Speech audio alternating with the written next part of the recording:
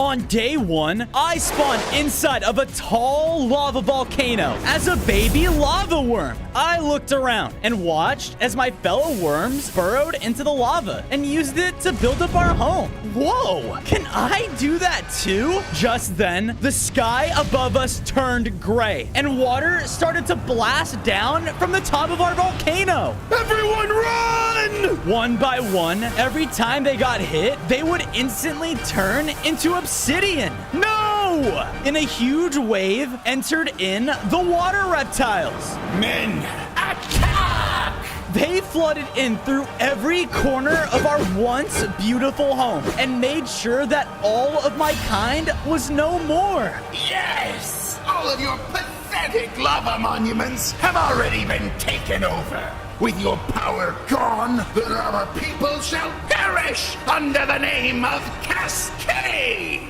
I was scared and didn't know what to do. But then, behind me emerged my mother. We have to go now! The two of us began to run through the battlefield. But just then, my mom got hit by a heavy water attack. Ah! Mom! This way! Hurry! On day two, my mom and I were slithering through the volcano's tunnels as fast as we could. The reptiles were chasing after us, and their presence alone turned the very lava in our caves to obsidian. This isn't good. But up ahead was a lava door passageway. It's an exit. Sadly though, before we could reach the lava, it mostly turned into obsidian. No! We're trapped. Is this it? Move aside! My mom then used a crazy lava power, building up a wall of lava that separated us from the lizards. And from it, summoned a lava protector. The water reptiles began to fight the lava guardian, and were doing everything they could to get through. Blast this wall with water! Bozo, my boy, listen to me. I'm not gonna make it, but you can. No, but... No buts. It is now up to you, the last lava worm. In order to save me and the rest of our people, you must go out and find the 5 lava monuments, reignite them, and unleash the lava warrior. Only then can we win this. Just then, the lava wall got bursted through. Get them! Mom, no! She hit me through the crevice of the lava. And as I escaped, she also got turned into obsidian. Mom! I knew that I had to keep going. So I swam through the lava until I reached a shoreline. I have to find the lava monuments? Where do I even begin? As I finished my sentence, I saw a herd of magma snails charging right towards me. Oh no. On day 3, I was bracing for impact, but the snails just ran right through me. The water reptiles found our monument! Everybody leave! Monument? Somebody please help! I followed the noises, entering what looked to be a burrow, but everything here was destroyed. This isn't good. Stay away from me! I then looked out in the center of the room and saw a tiny baby magma snail cowering in fear. And is that a water golem? Lava must perish! Oh no, I have to help! On day 4, I did my best to try and reach the baby snail, but the golem noticed and swung at me immediately. Ah! Not only did he try to smash me with his large rocky fists, but he also shot out beams of water straight from his eye, and from them summoned water minions. What the? They all began to slash at me and hurt a lot. Help me! That crazy golem was summoned by those lizards to destroy my home! Not if I have anything to say about it. I finally avoided its hits and reached the vantage point with the snail. And just as I did, I felt a strange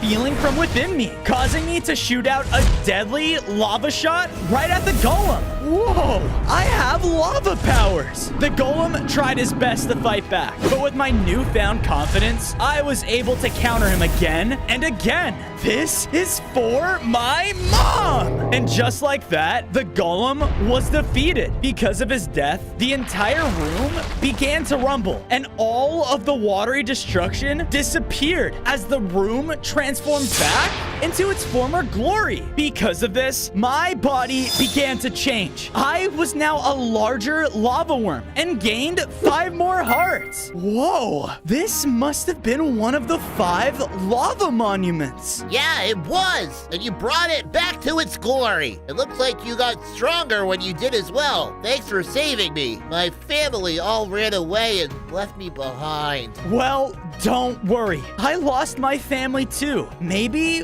we can help each other get them back by stopping these water reptiles. Agreed. My name is Magmo. On day 5, Magmo and I went to work by gathering enough materials to make myself a set of stone tools. From there, the 2 of us started to build up our very own homes inside of the monument. I made sure to take my time and make my own room nice and perfect. Hopefully, we can stay safe down here, the Blazing Burrow. Awesome! I think it's a perfect home. Just then, I noticed that I had a strange lava core inside of my inventory. I must have gotten this when I ignited the monument. Out of nowhere, the core came to life and popped out of me. What the? Hey, get back here! I chased the core down the burrow's tunnels until we reached a large room that held a stoned over statue. Without a second to think, the core shot itself within it, causing the entire statue to change. Wait a minute, is this? Yup,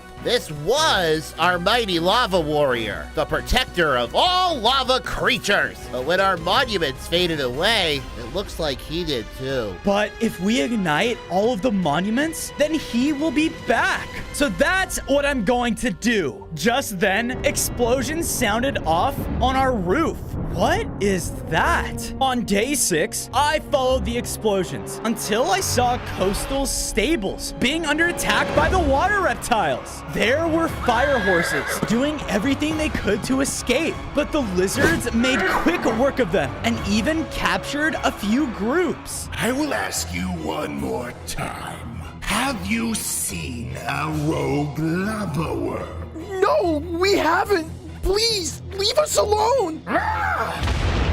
You all had one job! Those lava creatures have taken something important from me, and they deserve this! None shall live, not even that pathetic worm! Just then, a couple of scouts walked towards them. We have to find that worm so our plan for mass destruction succeeds.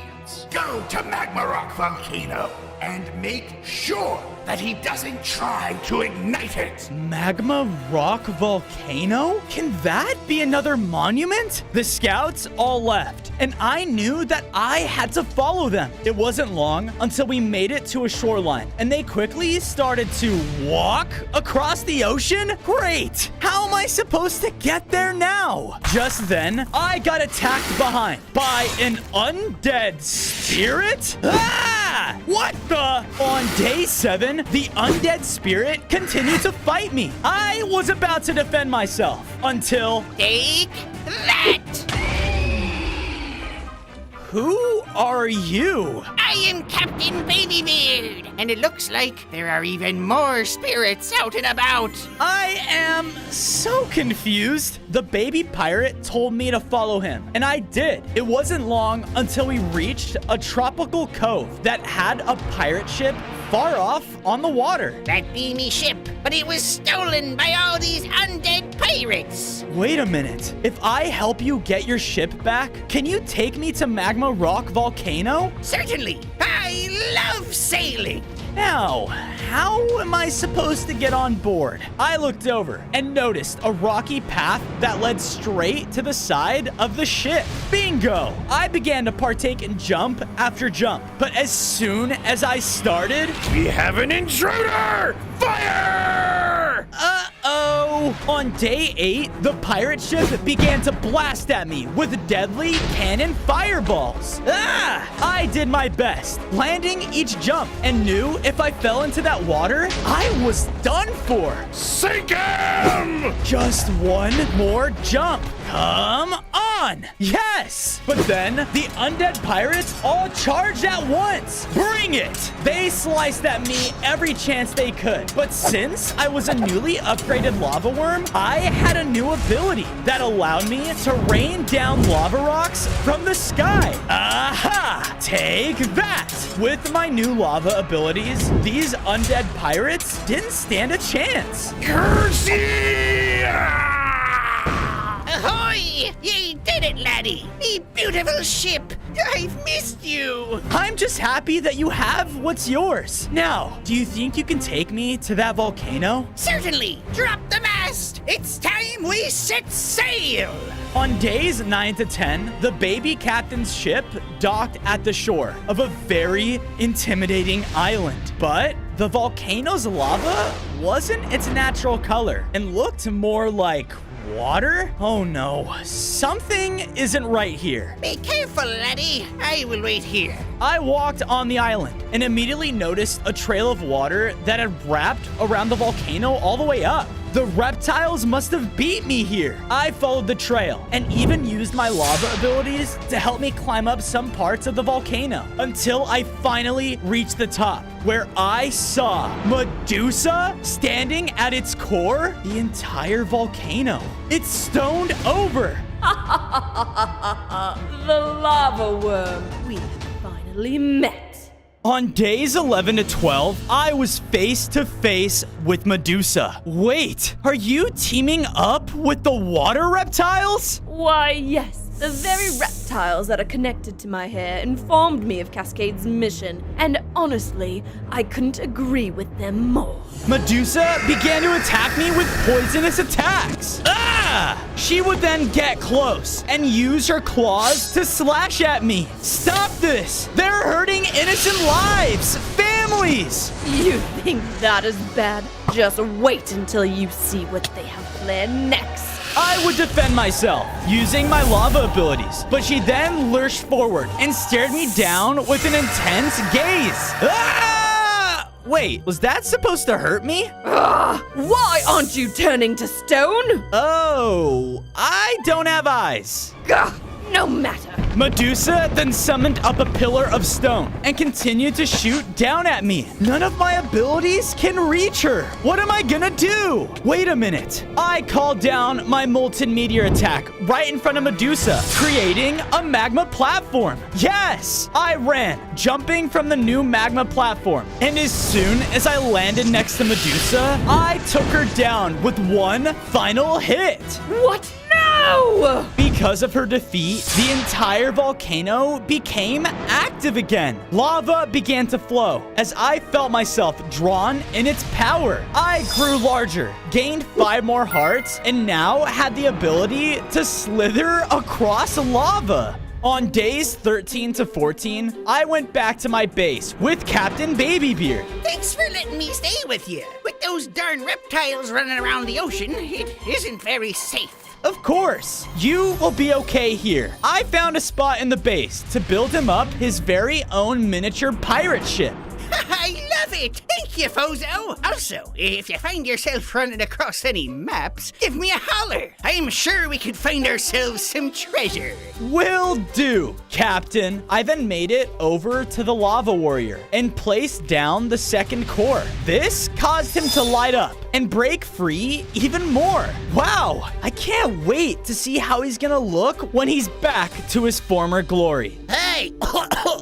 Bozo! I looked over and saw that Magmo's shell was cracked. What happened? I went out searching for the next lava monument, but when I found it, I got attacked. I feel so weak. Oh no, I need to fix you up. But how? You know, I think I know a place that can help. On days 15 to 16, I journeyed out of the base with the magma snail until we reached a blazing bridge that led to a lava swamp. who lives here? We were about to cross over when we realized that the bridge was totally collapsed. Oh, come on. We need to get across. Yeah, join the club, buddy. I looked over, and crawling on the side of the bridge was a lava axolotl. What the? Hey, we need help fixing my snail's shell. Oh, well, the only one that can help fix something like that is our Grand Axolotl. And unless you can get us across the bridge, we ain't seen him anytime soon.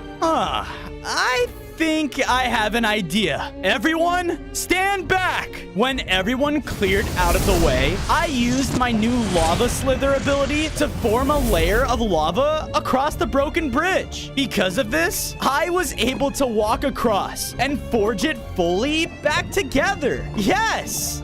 Show off. But I will say that was kind of impressive. Come on, this way, to the Grand Axolotl. On days 17 to 18, we followed the axolotl deep into his lava swamp until things started to look strange. Just over this hill. We're close. We then finally reached his home, only to see weak and frail axolotls roaming around. There.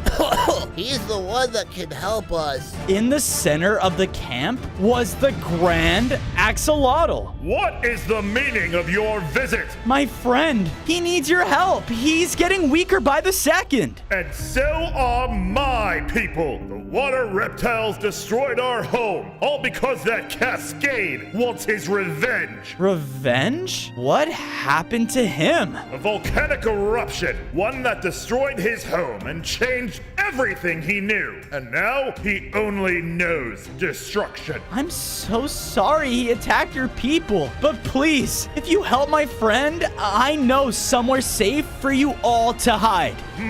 So be it. Step aside. I did as he said, allowing him to approach Magmo. In a blast of mighty fire, the axolotl sealed his cracked shell, and Magmo became even stronger. Whoa! I feel like a brand new car. Let's go. It's time we go to the next lava monument, the Lava Forge. On days 19 to 21, I followed Magmo as he led me to an ashen desert? Yep, it's not too far away. But I then saw a small group of water reptiles marching in a different direction. Where are they going? I have to find out. Bozo, stop! It's too dangerous. I followed behind the reptiles as they entered into a desolate landscape.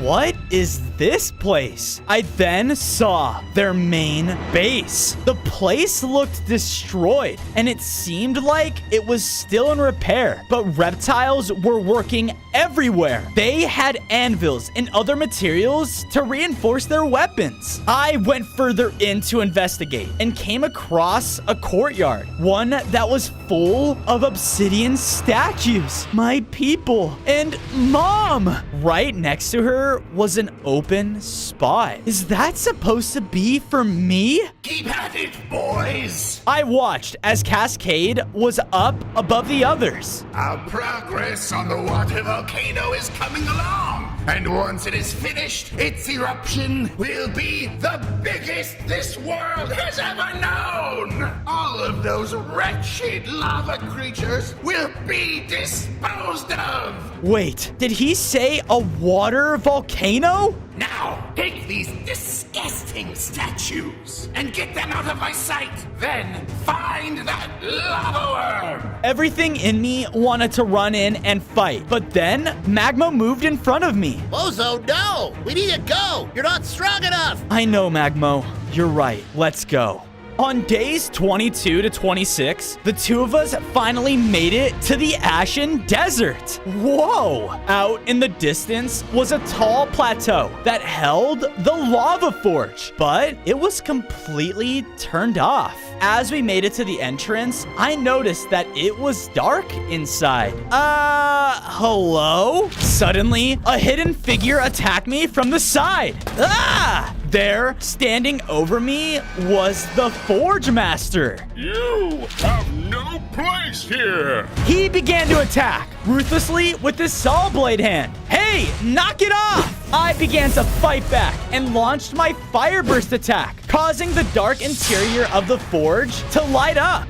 Oh, you're not a water reptile. I'm sorry. We are here because we want to reignite this place. Yeah, good luck with that. He started to walk off deeper inside. Hey, where are you going? I followed him until we made it inside of an engine room, which was completely shut down. Around the entire area were 5 empty fuel cells. My heat sources, the lava creepers, all got scared away when those water lizards showed up. They all ran off to who knows where, causing this forge to shut off. So, if we find them, we can reignite the forge. Can you show me which way they ran? On days 27 to 29, I left Magma with the Forge Master as I began to search around the Ashen Desert. How hard can finding 5 lava creepers be? Aha! There! Who are you? Someone that's gonna get you back home. I continued to search, finding the second one hiding in a cluster of rocks, the third chasing a fox, and the fourth one hiding inside of a cave. Now, just to find the last one.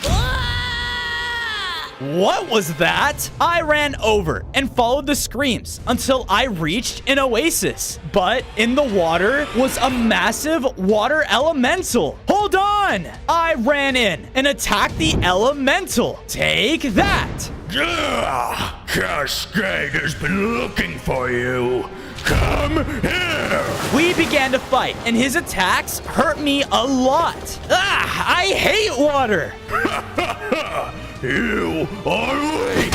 No, I'm not! I blasted the elemental with all of my lava power I could muster, causing him to evaporate and shrink down in size? What the heck? Sorry. With one final hit, he was down for good. Yes. You saved me. Thank you. Of course. Now, let's get you guys back home. On days 30 to 32, I went back to the lava forge with all of the creepers behind me. Hey, Forge Master! Oh, you found them! Come on, get back in here! All of the lava creepers jumped into their tubes, and almost instantly, the forge filled with light. Sweet! Yes! The forge is now fully operational again! Because of this, I felt the monument of the forge start to empower me. I grew in size, gained 5 more hearts, and now I could rain down a beam of lava on my enemies. Awesome! Wow, Fozo, you look great. Thanks. We should head back to our base and check on the others. On days 33 to 35, we made it safely back to home and noticed that the axolotls also made it there. Thank you for letting us stay here. Of course. Let's get you all settled in. I had gathered enough materials from my adventure to build up the axolotls their very own lava swamp. And done. Why, I love it! From there, I went to the lava warrior, and as I approached, the lava orb shot out inside of him, and it seemed to empower him even more. Yes! It looks like we only need to recover 2 more monuments. Hey, back off! Was that Baby Beard? What's going on? I ran out of the base above ground and watched as multiple of the water reptiles were escorting him through the forest. Get your slimy hands off of me! Oh no, I have to help him.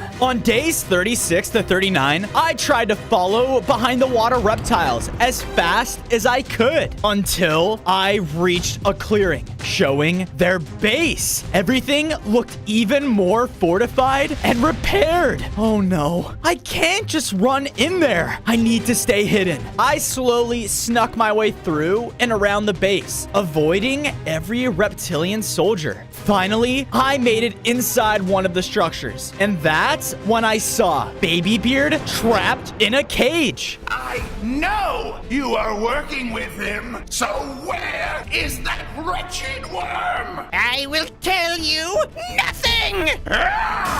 Cascade struck out at Baby Beard through the cage. No, I can't let him take anyone else from me. Hey, Cascade! You! Yeah, it's me. Now back away from my friend. I'm glad that we finally get to meet. Fozo. You're horrible! Taking innocent lives? My family? And for what? Power? Power? You think this is about power? You know nothing! On days 40 to 44, Cascade and I began to fight as he would attack me in a rage. Ah! I would fight back with all of my strength, but his water attacks made me weaker and weaker. I said, stay back. I unleashed my new lava strike, knocking him away. If it weren't for you, ignorant lava kind, my family would still be here! What are you talking about? I once lived in peace with my family, my kids, my love. But because of creatures like you, an erupting volcano destroyed my homeland, making it the wasteland you see today. Waves of magma and fire burned it all to the ground, and my family with it. Cascade, I'm sorry, but... Silence! All of you lava kind shall feel the same pain that I felt! He charged in to attack me again. Wait! But suddenly, a portal opened up right underneath me and sucked me in. And shortly, Captain Babybeard followed. On days 45 to 47, the pirate and I fell through a strange portal and landed in an even stranger area. Where are we? You are exactly where you need to be. I turned around, and coming out of the shadows was a female devil. Who are you? Calm down, Fozo. I simply brought you here because I need your help. All right, help with what? She brought us out of the strange cave and to an overlook where I saw a pool of lava surrounded by 5 otherworldly pillars. I am from the underworld, and you are going to help me get back by igniting all of those pillars. The underworld? How did you end up here then? That is none of your business. The portal simply needs one that yields the magic of lava. So, can you get started? And why would I help you? Because one of the lava monuments that you seek reside in my realm, the Magma Chalice. The Magma Chalice? All right, lady. Fine. I fired my lava at one of the pillars, causing it to ignite. I slithered down and repeated on each and every one of the pillars until finally all of them were lit up with fire. This caused the entire cavern to shake violently. Did I do something wrong? But then the lava pool in the center transformed into a deep passageway that led straight underground. Okay, kinda scary. On days 48 to 52, the Devil Lady and I jumped down into the hole, falling all the way down into the underworld. As I looked at my new surroundings, everything was horrifying and felt like a nightmare. But I then looked up at a hill and noticed a cute little goat. Aw, at least not everything here is bad. Look at you. Wait, don't! You fool! In a fiery explosion, the goat turned into a full-fledged demon. Ah! What the heck? No living visitors are allowed in the underworld. And you know you don't belong here. The demon started to attack. He would use fiery blasts and his large, deadly scythe to his advantage. I tried my best to fight back, but because he was in his own terrain, he was much stronger. Knock it off! Then, the Devil Woman started to attack with me. She struck back at him with close-ranged attacks and would even throw out spinning blades too. Whoa, she was awesome. Now let's finish this together. In a coordinated strike, the woman and I took the goat demon down. Curses! I won't forget this! Thank goodness he's dealt with. All right, Fozo, a deal's a deal. I'll lead you to where the Magma Chalice is being held. On days 53 to 56, the Devil Lady led me towards a castle that was in the distance. So, it's in here? Yup. have fun. Wait, where are you going? Gee, thanks. I entered the main castle doors, not seeing a soul in sight, until finally, ahead of me, I found the large magma chalice. That's it. But why is it full of dog food? Who goes there? Whoa. I don't mean you any harm. A living visitor? Leave my little home! This castle is little to you? Whatever, look, I'm sorry, but I won't leave until I ignite that chalice. Well, I'm not giving it to you. It's my new dog bowl. I lost my other one. To be honest, I really miss it. Wait, if I can find it, do you think I can have that chalice then? On days 57 to 59, Cerberus and I made a deal, making me venture across the underworld. I used my lava slither ability to help me journey across the large pools of soul lava. Now, where would I be if I were a dog bowl? Just then, I heard a noise coming from the other side of the lava lake. Is that music? What the? As I made it over the lake, I saw a large group of shrub creatures dancing around in an underworld beach. Raised up in the center of it all was Cerberus's bowl. But why is it filled with boiling water? Whoa, hold up! I don't remember you being invited to the party! Explain yourself! It's okay, I'm just here for that bowl. Oh, you mean our hot tub? No way, pal! It's ours! More of the dancing shrubs started to circle around me aggressively. They looked like they wanted to fight. Okay, everyone, just calm down. There has to be a way I can get that bowl from you all, peacefully. Okay, maybe one thing. Follow me. On days 60 to 63, I followed the shrub to a strange, boiling hot lake. So, this used to be our huge hot tub, but then that grumpy old mushroom over there started to get all cranky. If you can go talk that bummer down, then the bowl is all yours. Got it! I walked over to the mushroom grove and looked for whoever this shrub could have been talking about. And that's when I found a mushroom with legs? Hello? Yeah! The creature then instantly started to attack. Whoa! He chased me around the grove, shaking off poisonous spores every chance that he could. Hey, just knock it off! Never! I will not let these bratty shrubs destroy my lake! I started to fight back with my lava abilities, but I could see that they hurt him a lot. Wait, why would the shrubs do that? Yeah, dude, we don't want to destroy anything. We just want to swim and party. The mushrooms seemed to calm down and come to his senses. Oh, well, in that case, I could use a little company once in a while. Awesome! Come on, everybody, let's dance! More and more of the shrubs came back around the boiling water and continued to all dance. Problem solved. Now, to grab the bowl and get back to Cerberus. On days 64 to 68, I grabbed Cerberus's bowl from the beach and returned to his castle to trade with him. Here you go, bud. Huh? Yes! Cerberus is so excited about his bowl that he jumped for joy, shaking the ground with each pounce. He would even launch otherworldly attacks in his excitement. Okay, all right, boy, calm down.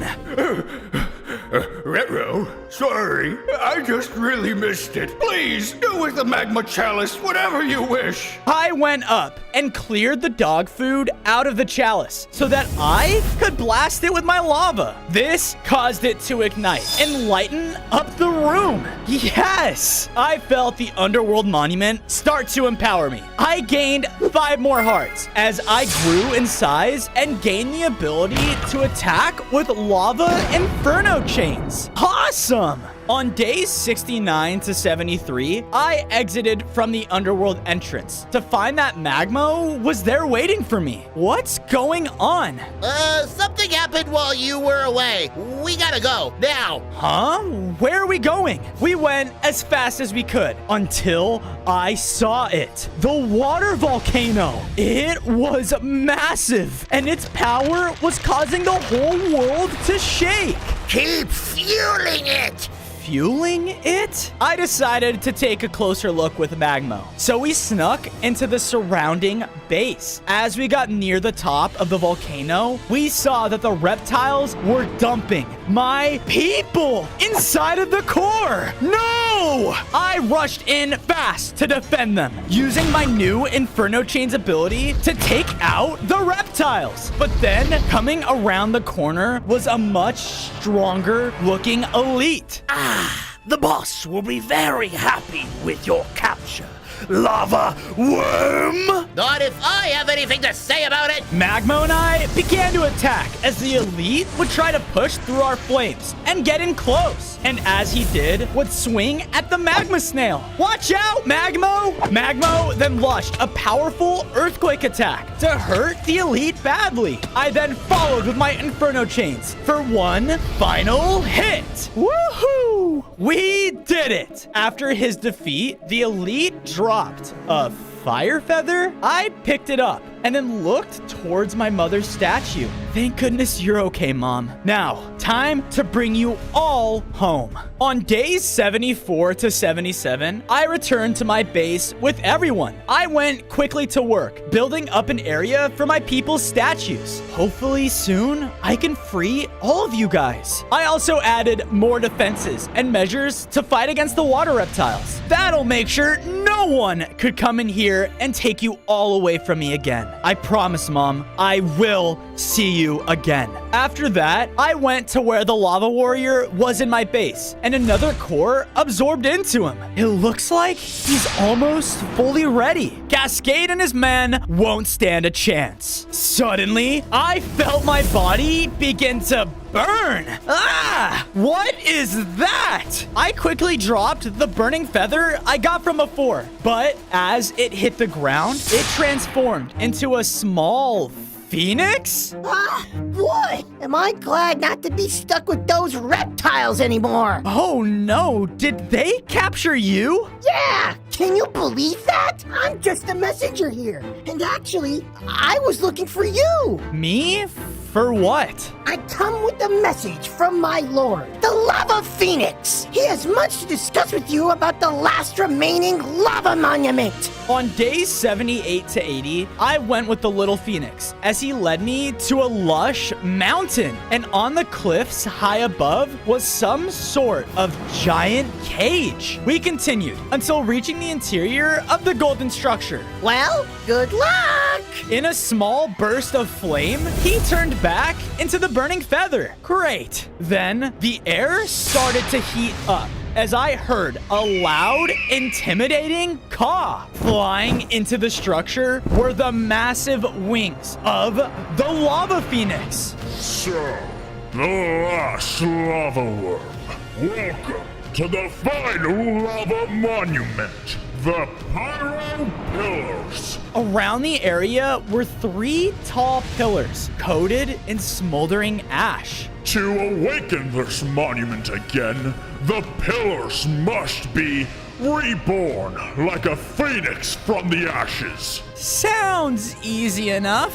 But I am still not convinced of your worth. You are just a worm, after all. Well, someone's got to stop these reptiles, and it's going to be me. Very well. Time to prove it. Begin! On days 81 to 85, I began to move around the room, dodging attacks from the Phoenix. He's not holding back at all. He would attack with everything he had, but I dodged and used the lava ability to ignite the first pillar. Yes, he continued to fly and attack as I was trying to get past him. Yeah! My attack flew out and struck them, causing the second pillar to also ignite. Just one to go. Surprising, coming from a worm, huh?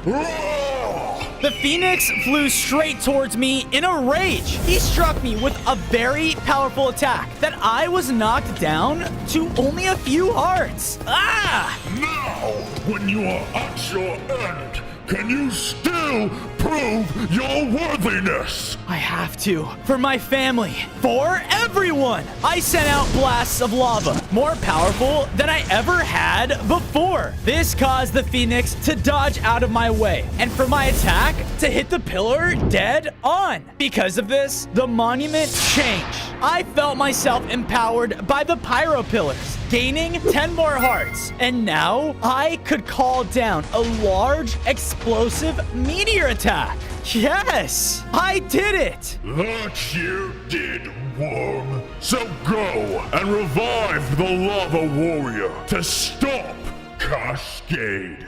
On days 86 to 90, I was making my way back to my base when suddenly the world began to shake. I watched as in the distance, Cascade's water volcano had been completed, and it started to unleash a massive torrent of water into the sky. Finally, the entire world will know my pain! It began to rain heavily as the river and sea began to overflow and valleys everywhere started to flood. No, no, no! I need to get back to my base now!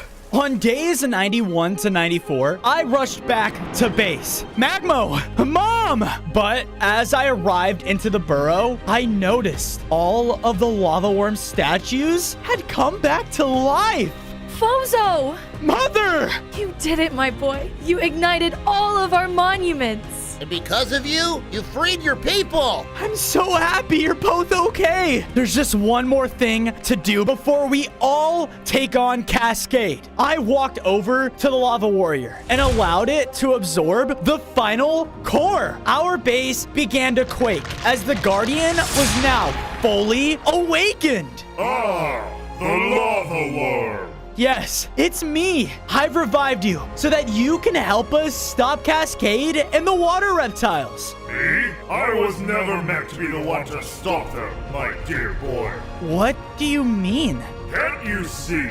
All of this was to prove your worth. This is your fight, your journey, Fozo, and you are to be the Lava Warrior. With those final words, the Lava Warrior passed on all of the lava core's essence to me. I felt the lava element within me surge with power like I'd never felt before, causing me to grow much stronger. It's up to me. Then it's time to take down Cascade. On days 95 to 99, I marched towards the water volcano with the power of the Lava Warrior. There, watching over me from atop the mountain, was none other than Cascade. Look who finally decided to show up. I thought you had run away after taking back your people. You're wrong, Cascade! I saved them with the power of the lava monuments. And now, I'm gonna stop you! Is that so? Ha! Men, drown him! An army of water reptiles poured out of the kingdom and overran me. I did everything I could to clear out the army of them as I launched down lava meteors and infernal chains. But more and more of them just kept on coming. I continued to push my way further into the kingdom, but knew that I didn't have time for this. Suddenly, I heard a familiar voice call out into the air. Crashing in the center of Cascade's base was Captain Babybeard's entire pirate ship. I've been waiting to do this for a long time, you overgrown lizards! Fire! His ship's cannons obliterated all of the reptiles in sight, leaving an opening. Sorry I'm late, Lava Warrior. Go on ahead. Thanks, Captain. Here I come, Cascade. On day 100, I made it to the top of the water volcano to finally face Cascade. I thought maybe you'd understand how I felt after what I almost did to your people. You can't just hurt people. No one meant to destroy your home. Enough! We started to battle. My empowered lava against his powerful water. Obsidian and small boulders would form as we would clash. I could tell that Cascade wasn't holding anything back as he would shoot out loads of water waves towards me. He then decided to come in close as we just kept trading our elemental hits. In a flurry of hits, Cascade overpowered me, sending me backwards. Yeah, he's still so powerful. With the power of this geyser, I will show you all! Not if I have anything to say about it. I use my lava abilities, focusing all of my energy on taking him down. With my final attack, I summoned down a massive magma meteor shower. It crashed down onto the volcano and even landed straight onto Cascade, defeating him for good. Yes, I did it! And with that, the world could now live in peace. On day 1, I spawned in as a baby lava wolf in the middle of a forest. In front of me were the rest of my wolf pack, but they were all normal. It worked! With you, my boy, we may be able to win this war. War? No! They found us! Ah! Charging in entered an army of tigers. They were way stronger than my people and took them out with ease. Hey, leave them alone! I ran in, but out of anger, I accidentally shot lava out everywhere. Whoa! I have lava powers! I can't control them! The wolves' last hope. Once I crush you, little lava wolf, your forest will be in our control. I was about to be taken down by the tiger leader, but... No! Ah! Just give up. You can't stop this. Little one, collect the lava crystal. It's the only way to win this war. Leave now!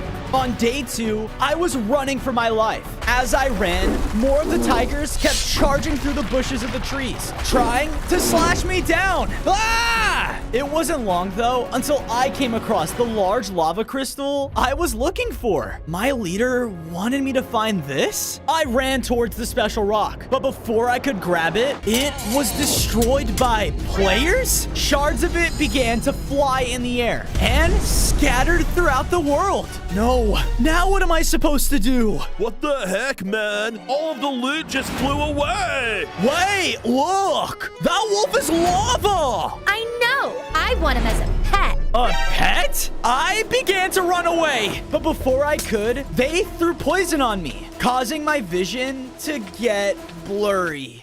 I woke up and saw that I was trapped in a cage in the middle of a competition. Players were lined up all around, competing in different games. Wait a minute, are they? That's right, ladies and gentlemen. Today, we are competing to see who the best of the best is. And the prize is that lava wolf as a pet. Oh no, I'm in trouble.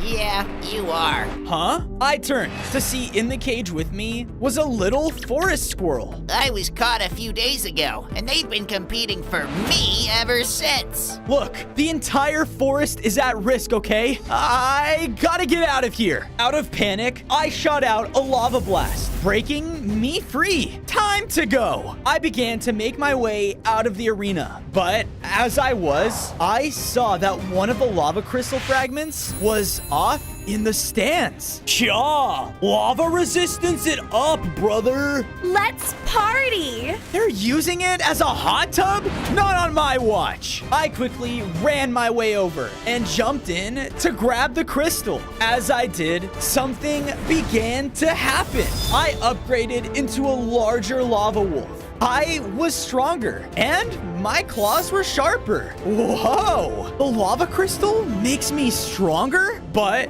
I was then cut off by... Dude! He ruined our hot tub! Oh my goodness! Lava wolf! It's trying to escape! Stop it! All of the surrounding players pulled out swords and...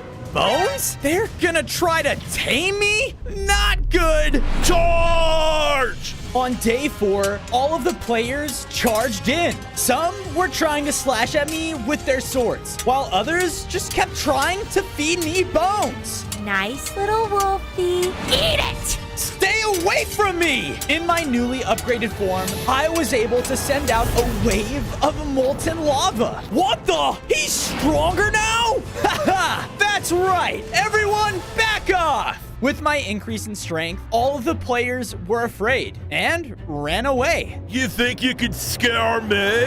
Not a chance! Oh! That's right, eat my acorns!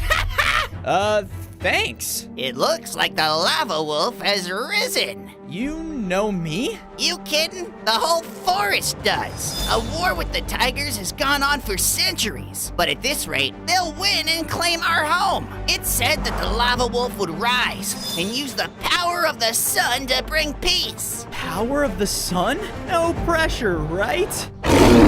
Oh no. The two of us quickly ran for cover, and it wasn't long until we reached a safe hideout in the forest. Whoa! If I'm truly meant to stop this war, then it's time I start acting like this forest's protector. On day 5, I got to work building myself a den within the hideout. I even added an extra sleeping quarters for any of my pack I managed to find. I looked out and saw that my squirrel friend found himself a nice tree to live in as well. You can call me Chip. Nice to meet you, Chip. I went out in search of any food for home. But as I did, I came across destruction. The tigers must have done all of this. They're ruining my home. Ah! What the? Wait, a wasp? You did this. No, dude, it wasn't me. But the wasp didn't listen and began to charge after me. Ah! Hey, leave me alone! You paid for this. I wanted to fight back, but the poison was extremely lethal towards me. One more hit and I was done for. I had half a heart and was dodging each of its stings left and right. I turned a corner and had the horrible realization that I ran straight to the wasp's main nest. Oh no. Look what I brought in. The one damaging the forest. Well. You are in big trouble. On day 6, I was completely surrounded by the deadly wasps. Listen to me. I wasn't the one who damaged the forest. Let's just take him down already. One of them charged in, but I pushed him away. Ah! Now, out of my way. I was about to leave when I saw that the wasps had one of the lava crystal fragments. Whoa, you're strong, I see. Yeah, so back off. That lava crystal is mine, and I'm taking it. You want it? Follow me. I followed the wasp leader until making it to the edge of a hot desert. Our greatest enemy lives in this desert, the Exterminator. He's hurt many of my people. If you go and stop him, you will prove your innocence to me and shall take that fragment you want. You've got yourself a deal. With that, I went through the desert. It wasn't long until I arrived at the Exterminator's main base. Okay, just have to take him down. This should be a piece of cake. I walked in, fully ready to face my foe, but... Oh boy, aren't you the cutest little thing ever? You're the Exterminator? You're the nicest person ever. You're so adorable. I must capture you. Oh, that makes more sense. Here we go. On day 7, I was facing off against the Exterminator. Even though he was an old man, he was tough. He had deadly poisonous gas in his arsenal and had the brute strength of nothing I'd ever faced before. Gah! I'll squash you like a bug too! Ah, stay away! I ran throughout the hallways and managed to close the door behind me. Open this door! Oh no, what now? Ah, let me guess. You fell for the whole old nice guy thing, didn't you? Wait a second.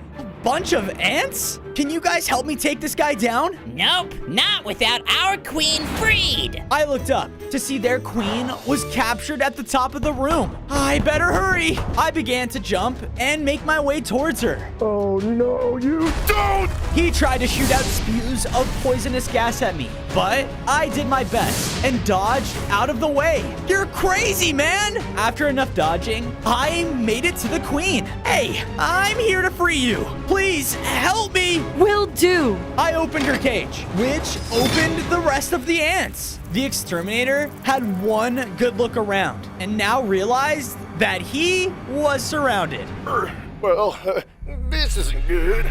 On day 8, the ants and I were all teaming up against the exterminator. They were fire ants and had fire abilities of their own. Yeah, who's larger now, you punk? He tried his best to run away, but we blocked him off and took him down. I regret everything!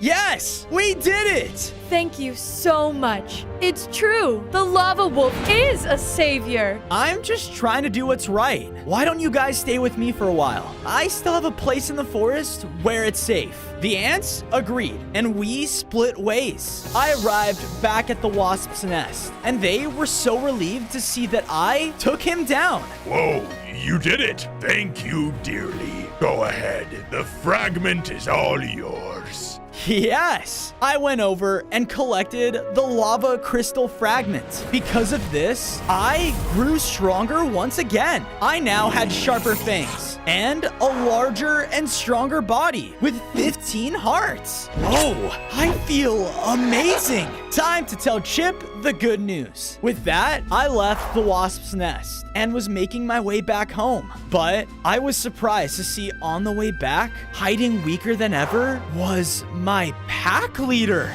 Bozo, you're alive? Yeah, and from the looks of things, you barely are. We then heard roars off in the distance. Come on, follow me. I was able to bring my pack leader all the way back to my hideout, where the fire ants were waiting. Rest up for now. I'll check on you soon. After enough work, I was able to make them a large anthill. And done. Thank you so much. You have treated us too kindly. Of course. With that, I went to check on my leader, but he was getting weaker by the second. Oh no, how can I help? I have taken too many hits. In a matter of days, I'm sad to say, I will be gone. No! Unless... Huh? Unless what? I have a bestie who's an expert at making cures. Since you helped us out, I can bring you to them. And you can cure your old grandpa here. My leader. Whatever. You want help or not? With that, I agreed with the ant and followed him out of my base. We were approaching the end of the forest when... Oh no! In a matter of seconds, a strange-looking tiger jumped out and revealed himself to be a water tiger? Us tigers have been getting upgrades of our own, and I finally found you! I tried to charge at him, but he blasted at me with water, which was lethal to me. Gah! Fall back! The fire ant and I began to run away through the forest, with the water tiger blasting at us from behind. We have to lose him! An idea suddenly sparked within me. I began to shoot out spews of lava to the trees all around us. And because of this, it began to spew throughout the floor and slow him down. Gah! Stupid lava! Nice thinking. Come on. The ant and I quickly pushed through and away from the forest. Now, in front of us was a modern-looking neighborhood. Whoa. So, I can get a cure here? Yep, but it may not be easy. Why do you say that? Oh no. I looked again and saw that this large town was run by a bunch of cats. Great. The first test was a success? Yes, it was! Good! Give it to all our tigers. When it's perfected, more transformation will begin. On days 13 to 14, the two of us were roaming throughout the modern town. He's around here somewhere. Ah! I do not like it here. We were then brought to a hospital, and there inside of it was a lab cat. Wolf, leave now. Wait, come on. I need some help, okay? I need a cure. Cure? There's no way I'm helping a canine like you. Come on, you owe me. Fine, here. The cat threw me over a book of ingredients. Get those and bring them back to me. Okay, deal. I went out of the town and began to collect the necessary resources. A few iron ingots, check. A poppy, check. And some red wool. Sorry. Oh, I'm naked. As I got the final ingredient, I realized I had come across another lava crystal fragment. Whoa, what are the odds? I walked over to collect my prize, but as I did, I'm always seen as nothing but bad luck. Well, maybe this'll show all those losers. wait! Before I could collect the crystal, the cat did instead, which caused him to grow and grow and grow! Oh no! Time to show this town who's boss. On days 15 to 16, the giant cat was charging through the city streets, destroying everything. Oh my goodness! Everyone run! That's not good. I need to get that crystal back somehow. I ran through the chaos and eventually was able to make it to the hospital. This is horrible. Our entire town will be destroyed at this rate. Come on, there has to be a way we can stop him. Think. Yeah, that's it. Lead him to this city's nearest pond. I'll have a trap ready for you. Now go. We split ways as he headed out of the city, and I ran up to the giant cat. I didn't really think this through. Nice kitty? Okay, calm down! The cat was chasing behind me, trying to crush me with each step. Using my wolf agility, I was able to hop on the roof of the homes and used it to gain some distance. But the cat was still doing everything it could to take me down. Come on, can't we just talk about this? It wasn't long until I made it out of the city and to the nearest pond. There, waiting for me, was the lab cat's trap. Okay, let's see if this works. No one will get away from Gary. Oh yeah? Well, I think your name sucks. Gary was very angry with my comment and began to charge towards me. I jumped out of the way, revealing the large fish that was waiting for him. Is that a fish?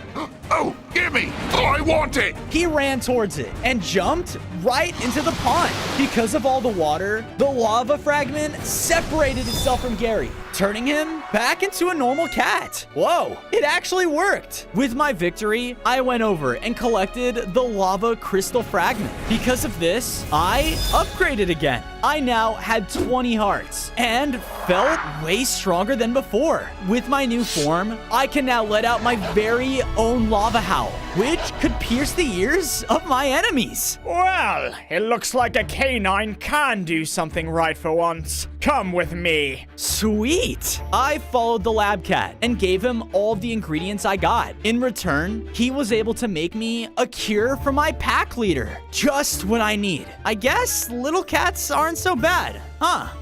I still don't like you. Noted. On days 19 to 21, I returned back to my hideout. I made it back to my leader, who at this point was at the brink of death. Here, take this. After throwing the cure to him, he was instantly healed. You saved me. I am so proud of you. And now that I'm healed, He walked out and howled into the sky. What is he doing? Because of this, multiple howls responded to it, and other wolves began to find our hideout through the trees. Whoa, you could do that? it's nice some of our people have found us. But I know there are more still out there. I can feel it. Well, don't worry. I'm gonna do whatever I can to help all of us. With the increase in wolves, I quickly expanded our sleeping quarters, so each of them could have their own place to sleep. I even added bones throughout, so that my people could have a snack. Score! Bone! As I finished, I saw it! I saw it! huh? What are you talking about? Another lava crystal fragment. I saw it fall right out of the sky. I know which way it went. Really? Bring me there. I followed Chip until we arrived at the edge of a jungle. The tiger's domain. Are you sure it's in here? Yes. Then I have to get it. On days 22 to 26, I hesitantly searched through the jungle. I looked around. I could tell that the animals here were all living in fear. Those tigers must have hurt the animals here too. Poor guys. Just then, I was pushed aside by a cute little lava sapling. Whoa, what the? Wait, do you have one of my crystal fragments? Give me that. I chased after the small tree, but it knew its surroundings. It jumped across a dangerous river and used the rocks as platforms. I can't let it get away. I decided to jump after it as well, but when I made it to the other side, it was nowhere to be found. Great. Now what am I supposed to do? What's that? I followed the crying until finding a small little mushroom in hiding. Ah! No, I don't mean any harm. Do you know what you just did to my home? I was sent to retrieve you. Your home? What did I do? The mushroom led me over to a strange looking jungle room. Whoa, is this a portal? I know you're trying to get that little lava artifact that sapling found. And if you wish to find him, then you must join my world. I'm sorry, your world? The mushroom pushed me through the portal. Whoa! What the heck? I looked around and realized I was now tiny? What did you do? Welcome to my world. Now follow me. On days 27 to 29, I was following the tiny mushroom. The world looked so different from my perspective. It's kind of cool. Yeah, until you realize even a chicken could squash you. We entered the mushroom's main home, which was tucked away between some leaves. And in the middle of it was a giant paw print that left behind pure destruction. Did I do this? Yeah, you did when you were blindly chasing us after that sapling. Look, I'm sorry. I didn't know. It's fine, because you're gonna fix it. He threw me over a map. Follow this. Bring back the golden bone meal. It should restore our home, and if you do, he will tell you exactly where that sapling likes to hide away. Okay, you got yourself a deal. I left and followed the map, and it wasn't long until I arrived at a player's base. I was about to enter, but whoa! Chaw, just fished some sick loot. Okay, I better be careful around here. I carefully explored their home, making my way past its large farm and entering in its storage room. High up, I saw that the players had a piece of golden bone meal on their desk. Score! On days 30 to 32, I made it onto the desk and grabbed the golden bone meal. Whoa, that wasn't so bad. What is that? I looked over to see the giant player had spotted me. It's like even smaller than a chihuahua, and it's stealing from me! The player pulled out an axe and began to slam down on the desk all around me. He was really close to hitting me, but I was able to howl lava right towards him. Ouchie! Ha ha! Take that! With that, I managed to escape the player's base and made my way back to the destroyed Mushroom Town. Whoa, you actually did it! Don't sound too surprised. There you go. I gave the mushrooms the golden bone meal, and they used it on their home. Because of this, it had brought it back to what it once was. Whoa, that's sick. Yes, very sick. Anyways, you held up your end of the deal, so it's fair we do the same. I followed the mushroom until making it to the entrance of a scary leaf-like cave. Your smallness effect will wear off soon, but you want to find that lava sapling? It lives here. Good luck! On days 33 to 35, I entered deep within his home, and it was creepy. Hello? I don't mean any harm. Just then, the sapling dropped down in front of me, but he was not cute anymore. He was now the size of an entire tree for me, and was evil? This lava crystal fragment is mine! fine! I was just a tiny little innocent sapling until one day a strange lava artifact came crashing down onto me, turning me into this! Well, I'm here to take it back. I can help you and return you back into a normal sapling again, if you just give it to me. No, I like the power! Wait! But the sapling didn't listen. He began to laugh maniacally and shoot out very powerful fire blasts my way. Not only that, but he had control over the plant life around him and would trap me in place. Ah! Stop it! I was getting extremely low, but I suddenly grew a little. The effect, it's wearing off. Take this! I fought back, now stronger in my larger size. The sapling tried its best, but I just kept growing and growing until, sorry about this, I bit at the now tiny sapling, which caused the lava crystal fragment to fall out of him. Yes, I picked it up and upgraded once again. I now had 25 hearts and felt incredibly strong. Man, that was a close one. Looking back, I saw the once angry sapling was now back to normal and at peace. On days 36 to 39, I regrouped with Mushroom. Well, look at you, big again, and even stronger. I wish I was like that. I'm practically defenseless against everything. Well, why don't you stay with me then? It's the least I can do after, destroying your home. With that, me and the Mushroom were headed back to my base when we came across a destroyed village? What happened here? We looked over and saw a group of water tigers had cornered the last villager. Please, what did we do to you? We're running this area now. With that, the tiger slashed at him, killing him. No! Come on, boys. We must get back to Sabretooth. They aren't gonna stop until everything is destroyed. Come on, we're almost home. Once we got back to my base, I quickly made a small home for Mushroom. Ah, nice and safe. Thank you, Fozo. Don't mention it. Now, where should I go to find the next crystal fragments? Bozo, I'm so glad you're safe, my boy. I've been waiting to show you something.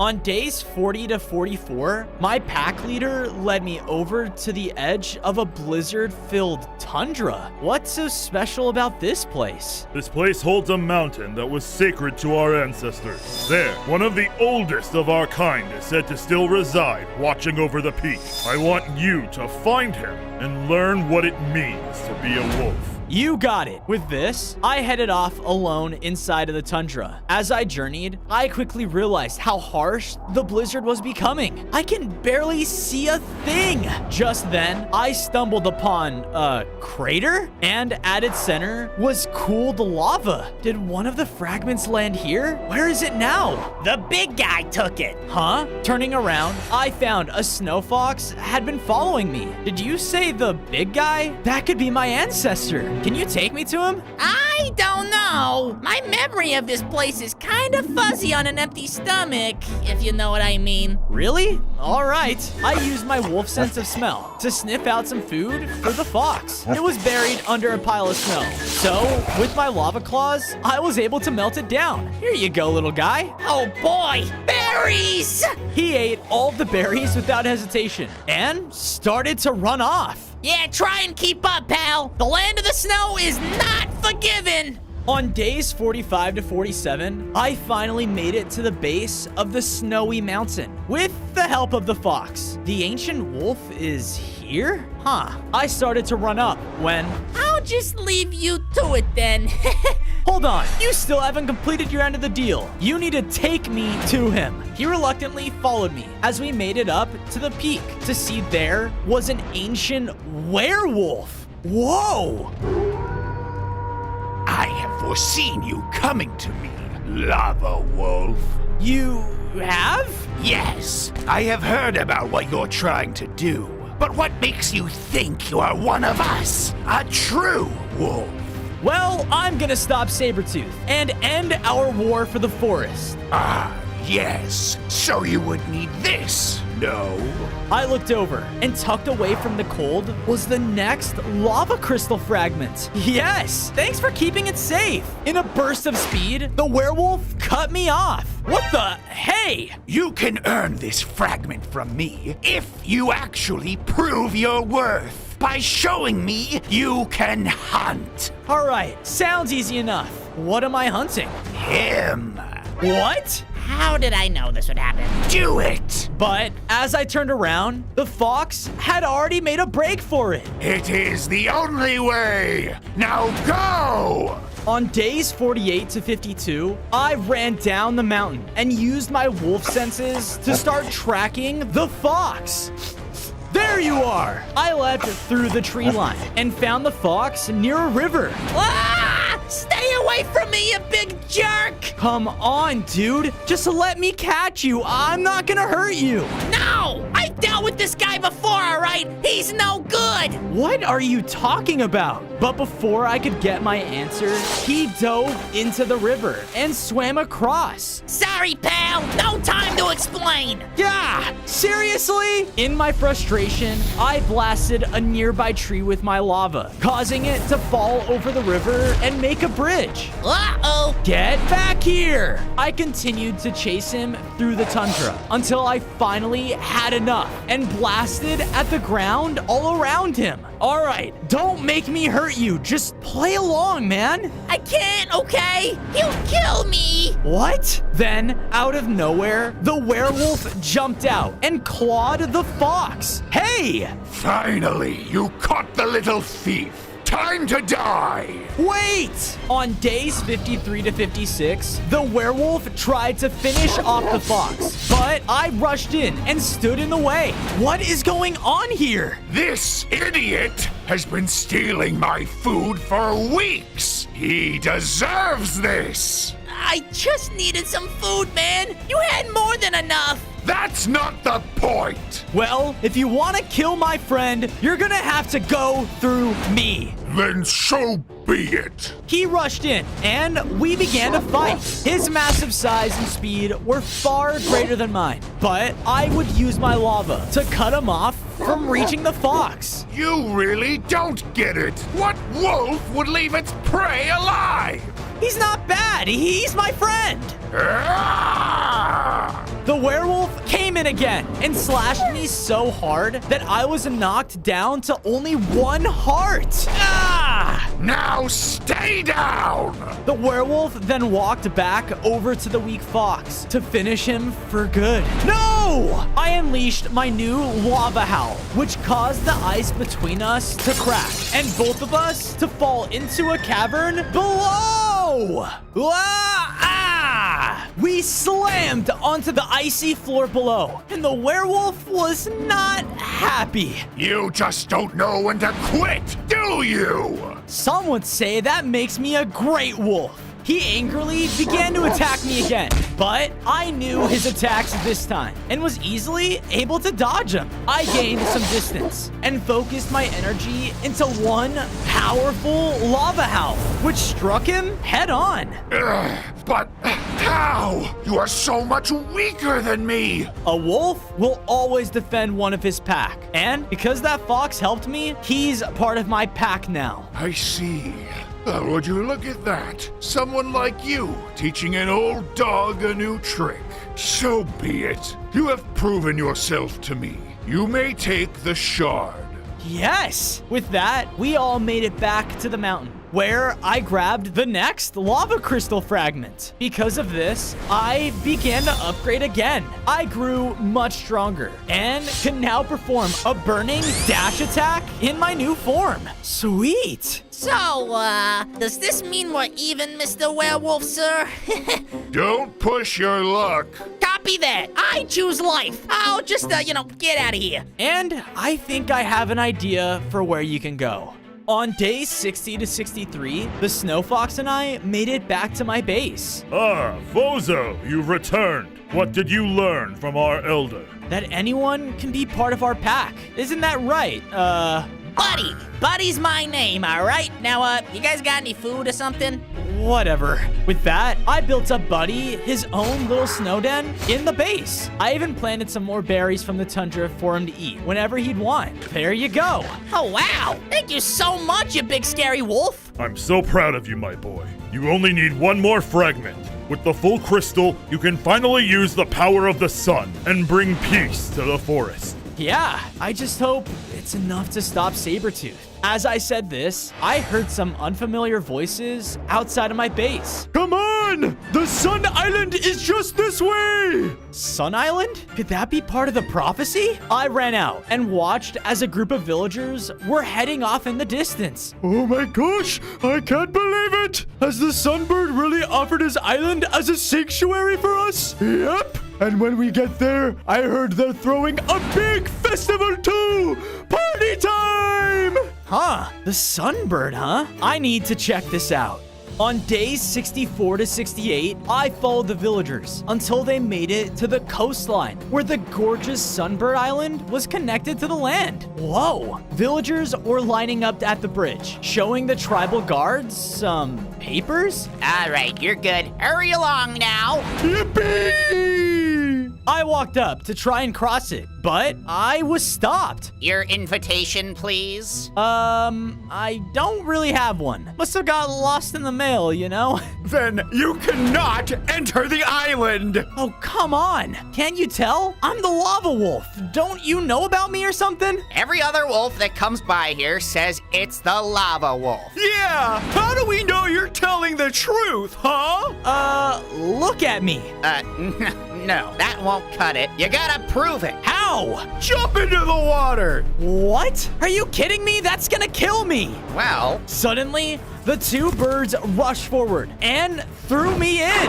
Ah! Wait, I'm okay? it is him. Let him through. We gotta let him through. On days 69 to 73, I was finally led along down the bridge and onto the Sunbird Island, where all the mobs present here were having a party. Oh my goodness! This Sun Festival is even better than last year! We weren't invited last year, you idiot! Oh, right. Woohoo! I looked across the way and saw a golden throne where the Sunbird was sitting, and beside him was the last lava crystal fragment. Hear ye, hear ye! This year we will celebrate the Sun Festival in honor of this grand gift from the sun. Go, be merry! Things will be underway shortly. Your Majesty, this wolf right here is the one, the Lava Wolf. Oh my, do my eyes deceive me? They do not, Your Majesty. I've come here to talk with you and collect that fragment. Oh, this? Why, you can't take it yet. We need it for the festival. Well, I'm sorry, but I don't really have time to... Hear ye, hear ye! The festival shall now commence. I turned around to see some villagers and tribal birds lining up at a starting line? What's going on? Why, it's our annual race around the sun. If you can win it, then I will happily reward you with this fragment, as I have promised it to the winner. On days 74 to 77, I lined up with the other contestants at the starting line as... Hey! Out of my way, punk. You won't get any special treatment from me, Lava Wolf. That fragment is mine! Dude, come on! On your marks, get set, go! Flares shot out as we began to run the race around the sun. Look how fast I am! Oh. The bird and I were keeping pace with one another as we took the first turn and headed towards a pit? What the? The bird easily glided over it and made it to the other side. Eat my tail feathers! Seriously, what is up with that guy? I used my new blazing dash to make it across and continued my race, but I could tell I was falling behind. The next section of the course had more tribal birds that were launching gusts of wind that would batter around any of the contestants. Oh no. One gust hit the competing bird, which nearly knocked him off of the track. Hey! Yes! I used the opportunity to sprint past him and take the lead. Eat my tail feathers, loser! On days 78 to 80, the finish line was finally in sight, but it was at the top of a waterfall with rocky platforms leading up to it. I better be careful. I began to jump between the platforms, but the bird was quickly catching up. He was able to jump much higher than me and made the course look easy. I'm not quitting yet. I was still ahead though and was about to make it to the top when the bird blasted me with his gust attack, knocking me down. Hey! With that, he was able to make it across the finish line first. No! I lost! We all made it back to the Sunbird, where the bird contestant was awarded the fragment. Ah, my champion, your reward as promised. Thank you, Your Majesty. I'll treasure it forever. You gotta be kidding me. I need that. But as I said this, an explosion destroyed the bridge that was connected to the island. What is happening? Sabretooth's men began to flood onto it and take control. No one is going anywhere until we get that. No. Oh no. On days 81 to 85, the tigers began to run around and attack all of the mobs on the island. Defend our home! Some of the tribal birds began to fight back, but the water tigers were just too strong. Give me that fragment. I need it to. You can have it, man. I just wanted to win. Huh, well, easy enough. I grabbed the fragment, and because of this, I began to upgrade one final time. I now had 35 hearts and became the most powerful wolf in the world. Finally! No! Stop him! Some of the tigers began to rush me, but I unleashed a new solar lava beam attack, which took them all out at once. Yes! Fight back, men! The lava wolf is with us! We started to push back the tigers' forces, which caused them to retreat. You may feel strong now, wolf, but just wait until Sabretooth gets his claws on you. Oh, dear lava wolf. Thank you for saving us. I'm sorry I could not just stop the festival. The show had to go on. I get it, but you should all be safe for now. I gotta deal with them one last time.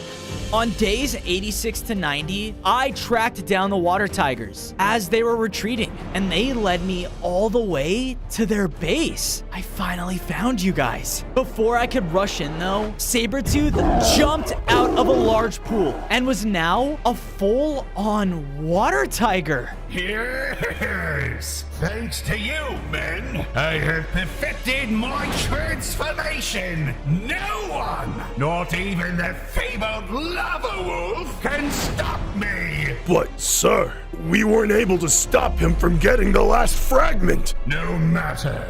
We'll just tear through the forest until we find him. Now, go! The tiger army then began rushing into the forest. I can't do all this alone. Sabretooth, he's too strong. I need to get back home, and fast. On days 91 to 94, I quickly made it back to base, avoiding the patrolling water tigers. Bozo, thank goodness. Ah, you've done it. Yes, I have the power of the sun. We gotta get everyone together. Now, I gathered all the wolves and friends in the base. Hey, Fozo, there are a lot of water tigers now. Are you sure we can do this? Yeah, I don't like our odds. Come on, everyone. I know we've been at war for centuries, but this ends here and now. And we will do it together. All of us wolves howled up into the sky, and we heard growls in the distance. Great job, guys. Now they know where we are. Just as planned. On days 95 to 99, I walked out into the open forest to face the water tiger army. Ah, the legendary Lava Wolf. You've finally come to drown in our power, and alone no less. That's just the thing, Sabretooth. A wolf is never far from its pack. As I howled out, all of my wolf allies ambushed the tigers from behind. What? Kill them all! the armies began to clash, and the tigers rushed towards me. I used my abilities to burn them down and blast them back with my solar beam. Hi-ya! But then I looked up and saw that Sabretooth was charging towards my pack leader. No! I should have ended you a long time ago. You couldn't if you tried. The leaders began to clash, but Sabretooth's upgraded form was way too strong. He clawed through my pack leader and threw him back. No! Like I said, Fozo, if only one could do it, it would be you, my boy. No! Sabretooth, you're mine! I've been waiting for this. On day 100, I dashed towards Sabretooth, using all of my close-ranged abilities to try and burn him down. Rah! My rage had blinded me, and all of my attacks were easily countered by him. The wolf bears its fangs, and they're still not sharp enough. His attack threw me back, and I was extremely hurt. He's still too strong. I can't. But then I remembered the power of the sun. I focused all of my energy into one beam that I unleashed towards Sabretooth. He quickly began to dodge left and right, but inevitably he charged towards me and was making his way right towards me. I will defend my pack. My attack completely weakened Sabretooth in one hit. No! This can't be! You're just a stupid wolf! This war is over, Sabretooth. Give up.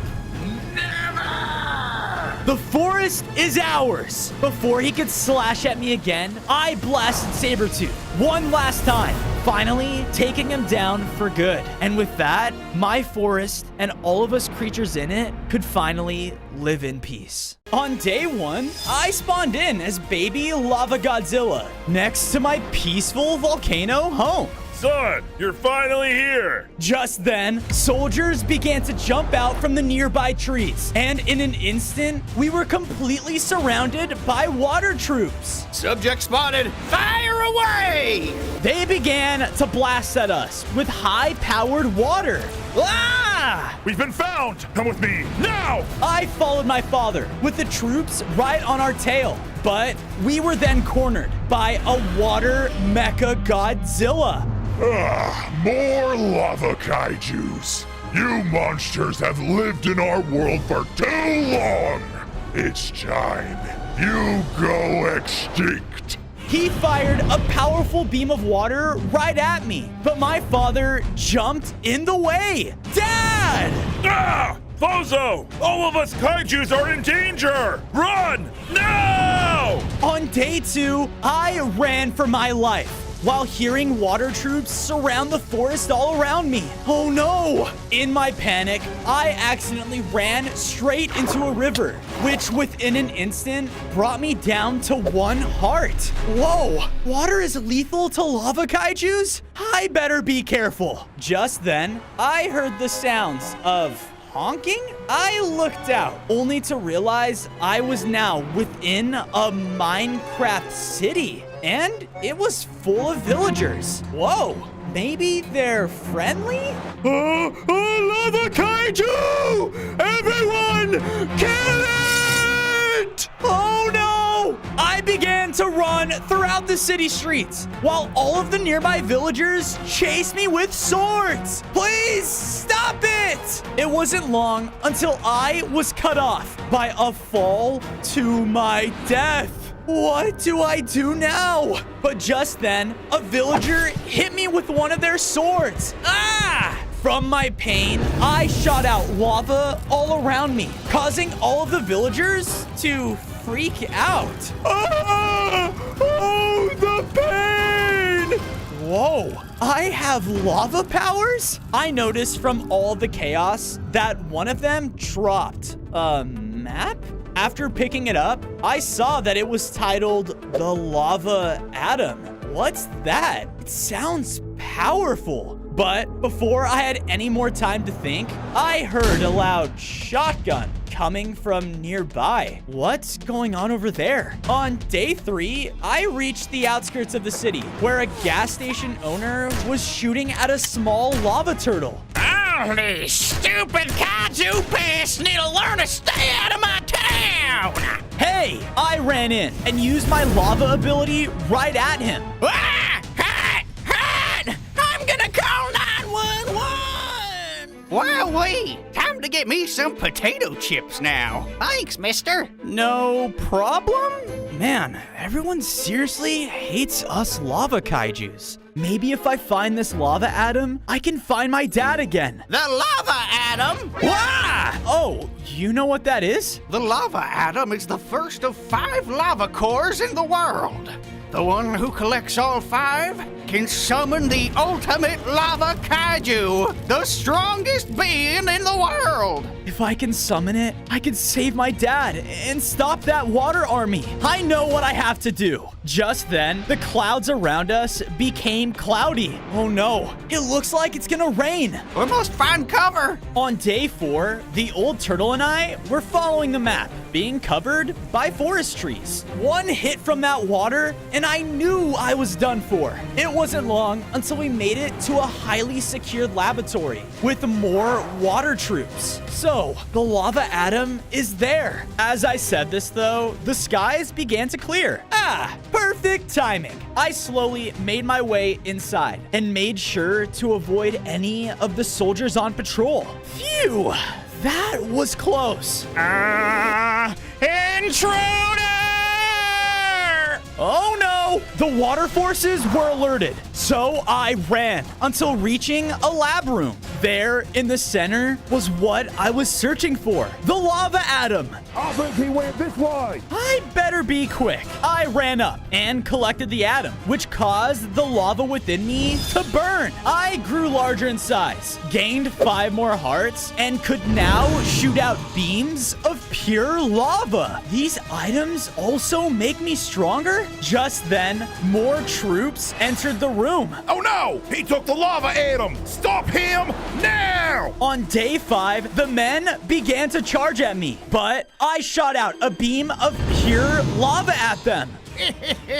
Oh, that little kaiju missed. He doesn't know how to fight. Finish it! Lava! It burns! The lava that I shot out and missed poured directly on them, defeating them.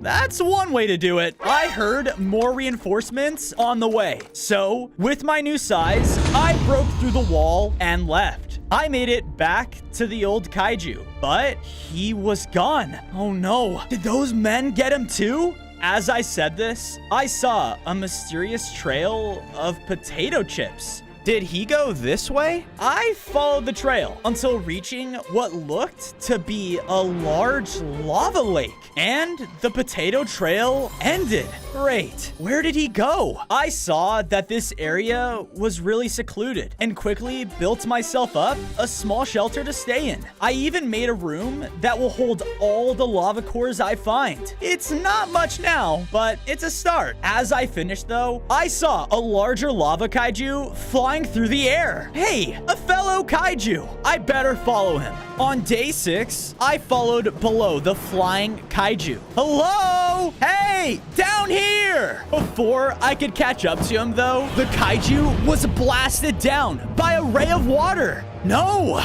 I quickly hid nearby, just as the water Mechagodzilla walked out. Let your slow death be a lesson. I have something special planned, and you filthy kaijus will never see it coming.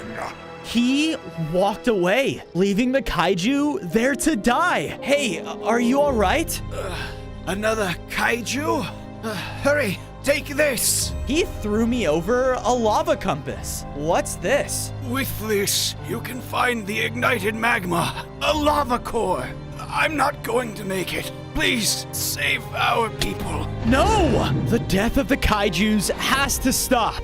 I better follow this compass. I followed to where the compass was pointing me towards until being met by a destroyed-looking civilization. On day 7, I walked into the center of the farm and saw within it were mutated animals? You guys look so cursed. Who you calling cursed, bud? I looked over and saw one of the animals was a tiny sheep chicken. Oh, okay, look, I don't mean any harm. I'm just here for... Nope, you're a monster made out of lava, just like that Forbidden Farm. I am not helping you. Wait, the Forbidden Barn? Yep, that very thing that turned all of us perfect little people into this. I looked over at a burning barn that was radiating heat over the entire terrain. The ignited magma. It's gotta be in there. I ran inside, but there was nothing here? I'm confused. Shouldn't the ignited magma be here? Just then, a small gorilla darted out of the barn. I got it! I actually got it! What the? Hey, get back here! I chased after the gorilla until he brought me into a neighboring jungle. He clearly knew it very well and used his surroundings to easily evade me. But I made it to a clearing, and I could tell that visitors were definitely not welcomed. On day 8, I was surrounded by a group of gorillas. Hey, the gorilla quickly placed the ignited magma down on a special pillar as a booming voice spoke. Good job. Who said that? I spun around to see a fiery tower-sized gorilla. Wait, Lava King Kong? You're lava too? All kaiju have been infested with lava from the nuclear volcano. What's that? Never mind that. Leave here at once. He swung at me with his massive fists, knocking me all the way back to the entrance. Ah! Hey! I'm not leaving without that lava core. I need it to unleash the legendary lava kaiju.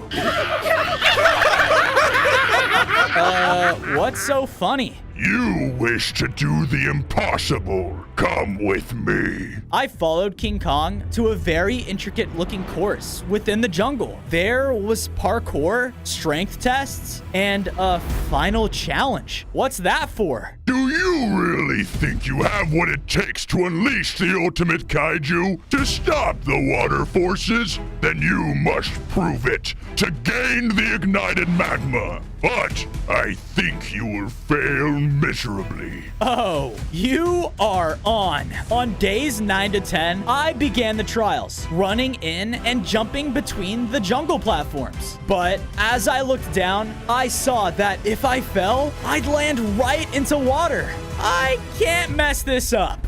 Man, now! Under his command, the gorillas all began to launch bananas at me? Hey, not fair! One of them hit me head on, almost making me fall. Whoa!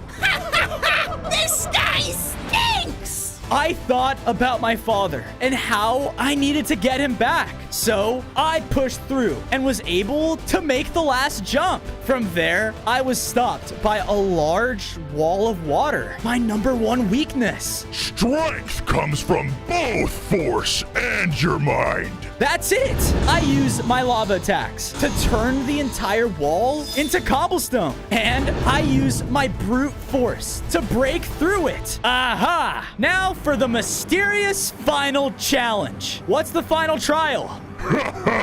It is me! Wait, what? He rushed in. Whoa! He was doing everything he could to take me down. I don't stand a chance against him. I'm still too little. My eyes then spotted something up in the trees. A large skull. That's it. I shot out a lava beam, which burned away the vines and caused the skull to fall. Oh no. It fell right into the arena, knocking Kong aside. Yes, I did it! On days 11 to 12, I went back to the ignited magma and grabbed it. Because of this, I grew even stronger and gained 5 more hearts. Whoa! I'm even closer to summoning the ultimate kaiju. Hopefully sooner rather than later. The water forces grow stronger by the day. Why do they hate us so badly? I mean, what did we ever do to them? In the past, humans and kaijus lived peacefully with one another. That is, until a volcano erupted.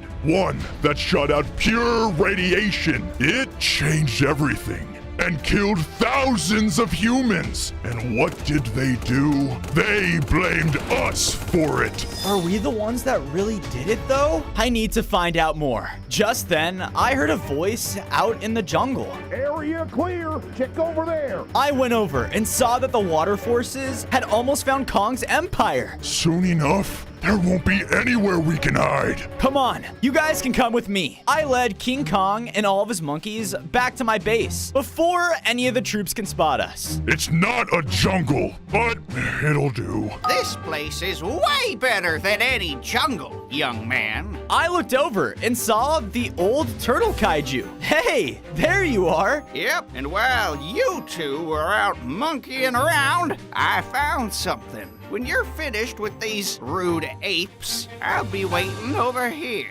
On days 13 to 14, I started out by expanding my old home with a much newer one that would fit a well-sized kaiju. If gathering each lava core made me grow, then my home's gonna need it too. Then, after placing down the ignited magma, I made sure to build up King Kong and his monkeys a nice skull base to live in as well. Thank you. We will keep watch over the base. Awesome! Finally, I made my way over to the turtle. Oh my, I never introduced myself. I am Gamera. Nice to meet you, Gamera. So, what did you find? We journeyed out of the base and arrived at the foot of a temple sanctuary. Whoa, what's this? As an old little kaiju, I've seen a lot in my years, and this right here is the temple of the ultimate kaiju. Maybe you can find more about the lava cores here. Wow, you found this? Thanks. Don't mention it, but you owe me a bag of chips now, though. I entered inside of the temple and walked to its center, but it was empty. Okay, so much for a clue. But then I saw a charred piece of netherrack being held up. Wait a second. I shot it with my lava, causing it to catch on fire. And because of this, I was immediately pulled in a vision. On days 15 to 16, I was suddenly brought into a dark room with a single burning light in front of me. Hello, young one. I am the ultimate lava kaiju. Yes, I'm trying to summon you. I need your help. In a flash, I was now brought to a military base full of the water forces. Standing there, watching over them, was the water mecha Godzilla. The water forces are planning something, young one. Something that will wipe you all out within an instant. A battle will soon be amongst us. One bigger than any before. Then I need to summon you before that happens. You can save all of us. Then take this clue. The next lava core is located deep within the human city. Wait, the city? It is the only way. Good luck! My vision was then brought back to the temple. Okay, anything to save my father. I traveled to the outskirts of the main city and saw that it was absolutely packed with water soldiers. I have to sneak in, but how? The parade is about to begin! Huh? I went over and watched as groups of people were setting up parade floats, and one of them had a large Godzilla statue on it. Come on! Get ready, ladies and gentlemen! The anti-kaiju parade, because we hate them so much, very, very much, begins in 5 minutes! I sadly have an idea. Boo! Boo! Death to all kaiju! Just stay calm. Just stay calm. I hate all kaijus. They suck! Hey, wait a minute. That kaiju looks super realistic, though. Anyways, yeah, kaijus should die! Okay, we aren't that bad. I looked ahead and noticed that one of the main water troops was holding a flaming radiator. Bingo! That must be the next core. I was about to break my cover and make a run for it. But before I could, I looked up and saw a giant 3-headed lava kaiju. It started shooting down powerful attacks right at the water soldiers, killing them instantly. Run! Ghidorah flew over and picked up the lava core as he roared out, All of you horrid humans must die! Wait, all of them? Not all are bad though, right? He began to blast down at the innocent crowd, killing anyone who tried to escape. Then he looked down at a little kid who was frozen in fear. Oh no! I jumped in the way of his attack. Hey, back off! Another kaiju protecting a human? Do you know what they want to do to us? Yeah, but hurting innocent ones like this isn't right. Come on. Now, give up the flaming radiator. Now.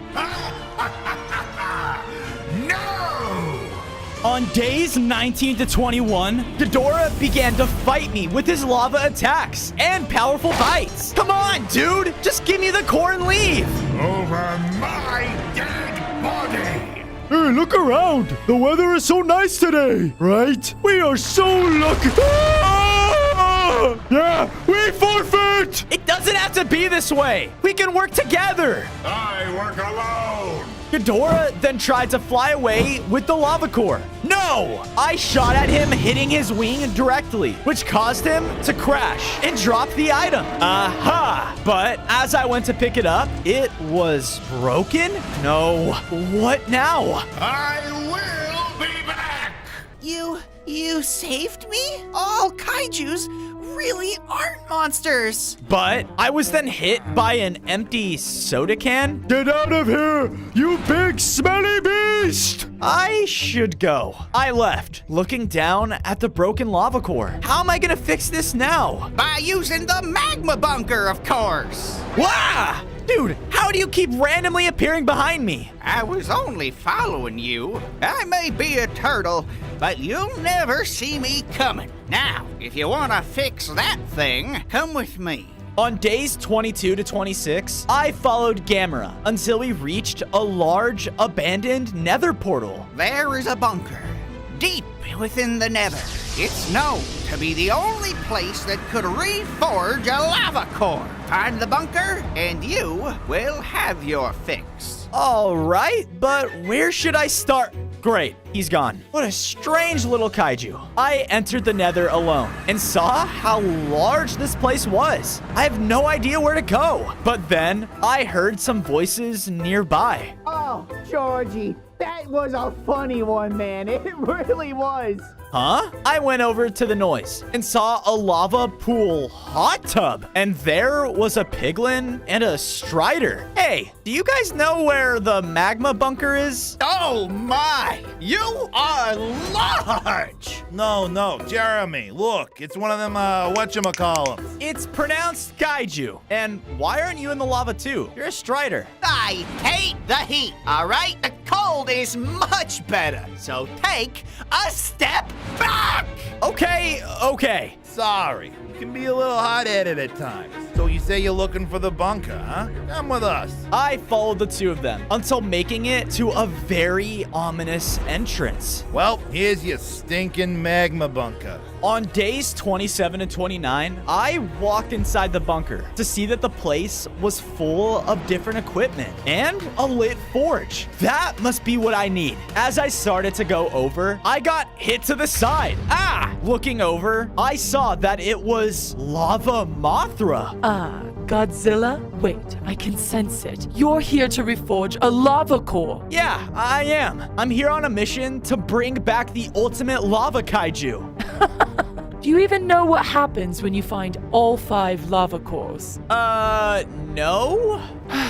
Well, you will. Ever since the day the nuclear volcano erupted, everything changed. I mean, look around. Most kaijus breathed in its lava radiation and turned into what we are now. So all of the humans thought we were the ones to make and unleash that volcano to become even more powerful to dominate this world. But that That is just not true. Okay, but who did it then? All I know is that the kaijus enjoyed peace with the humans. At least, most did. Mothra then brought me closer to the forge, where I saw a list of ingredients. If you wish to forge a lava core back together, you must go out and bring me back these ingredients. On days 30 to 32, I went out through the nether and started to collect the ingredients. I had to grab a few crimson fungus, a piglin sword, sorry, and lastly, wow, would you look at that? One nether bone. That's everything.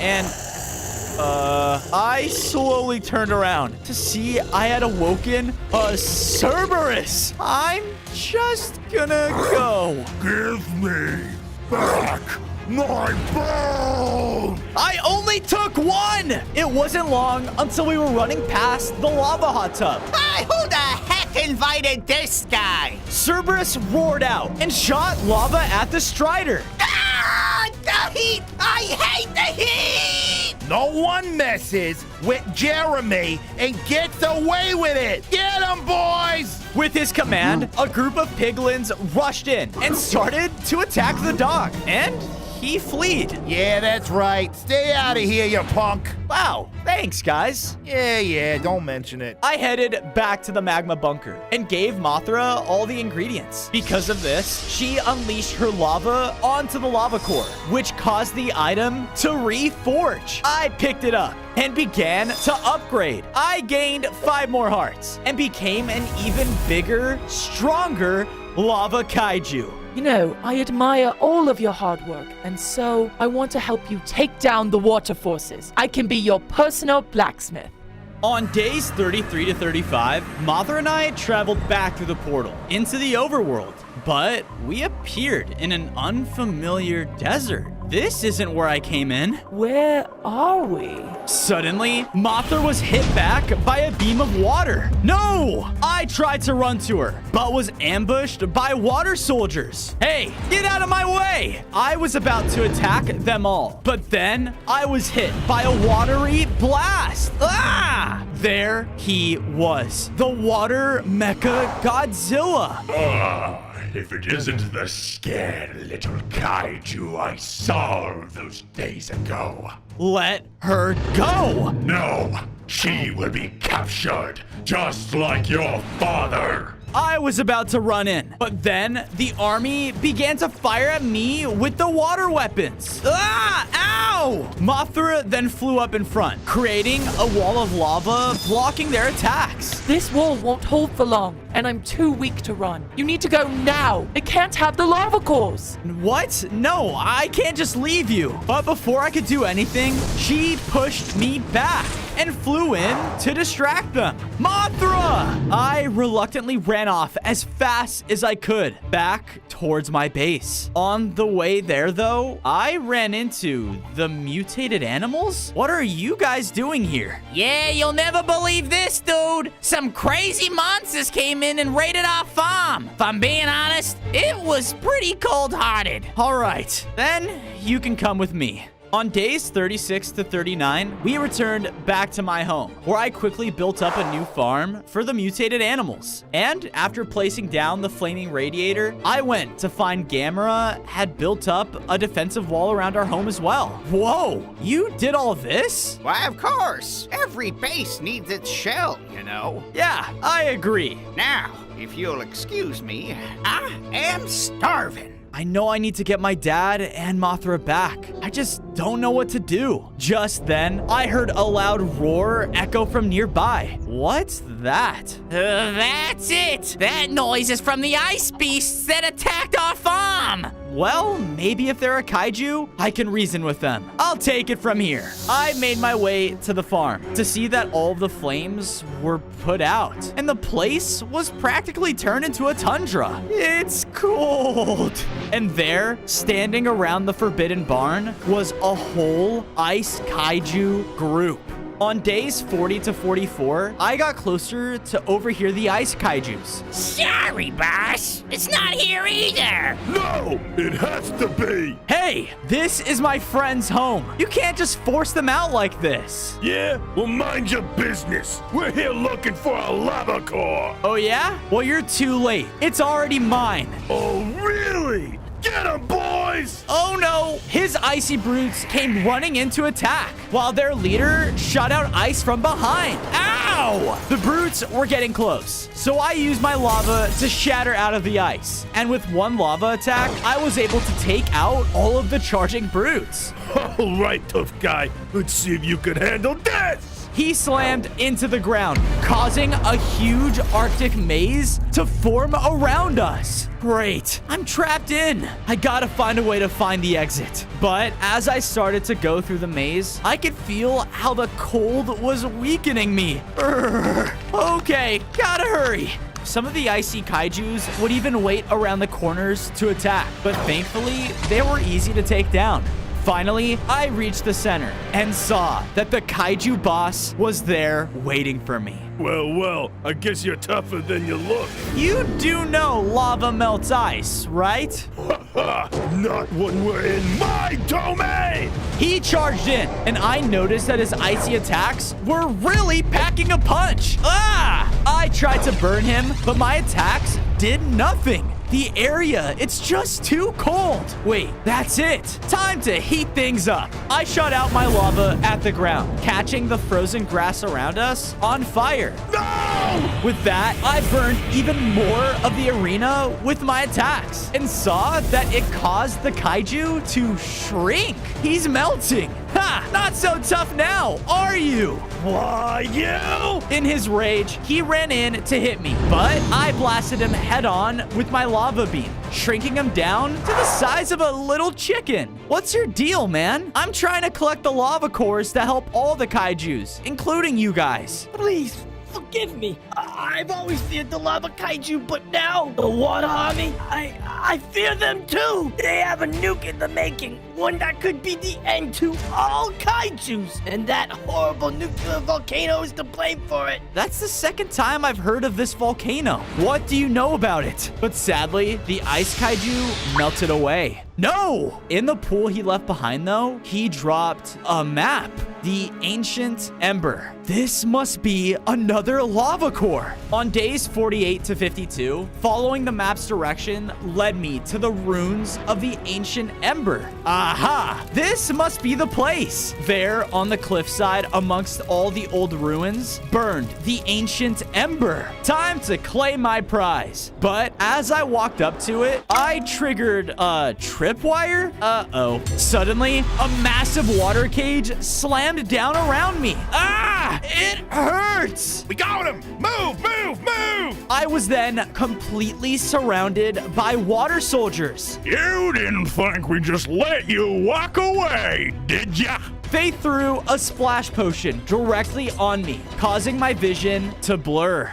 I awoke in a cage on the edge of an oil rig. This is it. This is the Water Force's base I saw with the ultimate kaiju. You saw him? Huh? I spun around to see there, trapped with me, was my father and Mothra. Dad! There you are. You're okay. Yes. For now. But my son, I am so proud of how far you've come to being the savior of the kaijus. Empowered by his words, I burst my cage open with lava. Come on, it's time to get you guys out of here. I quickly melted Mothra out of her cage and was about to free my father when, oh, come on. Water soldiers then flooded around his cage, separating us. Everyone, all guns on those kaiju! Oh, no. Go! No! On days 53 to 56, the two of us had to do whatever we could to escape the oil rig. Look,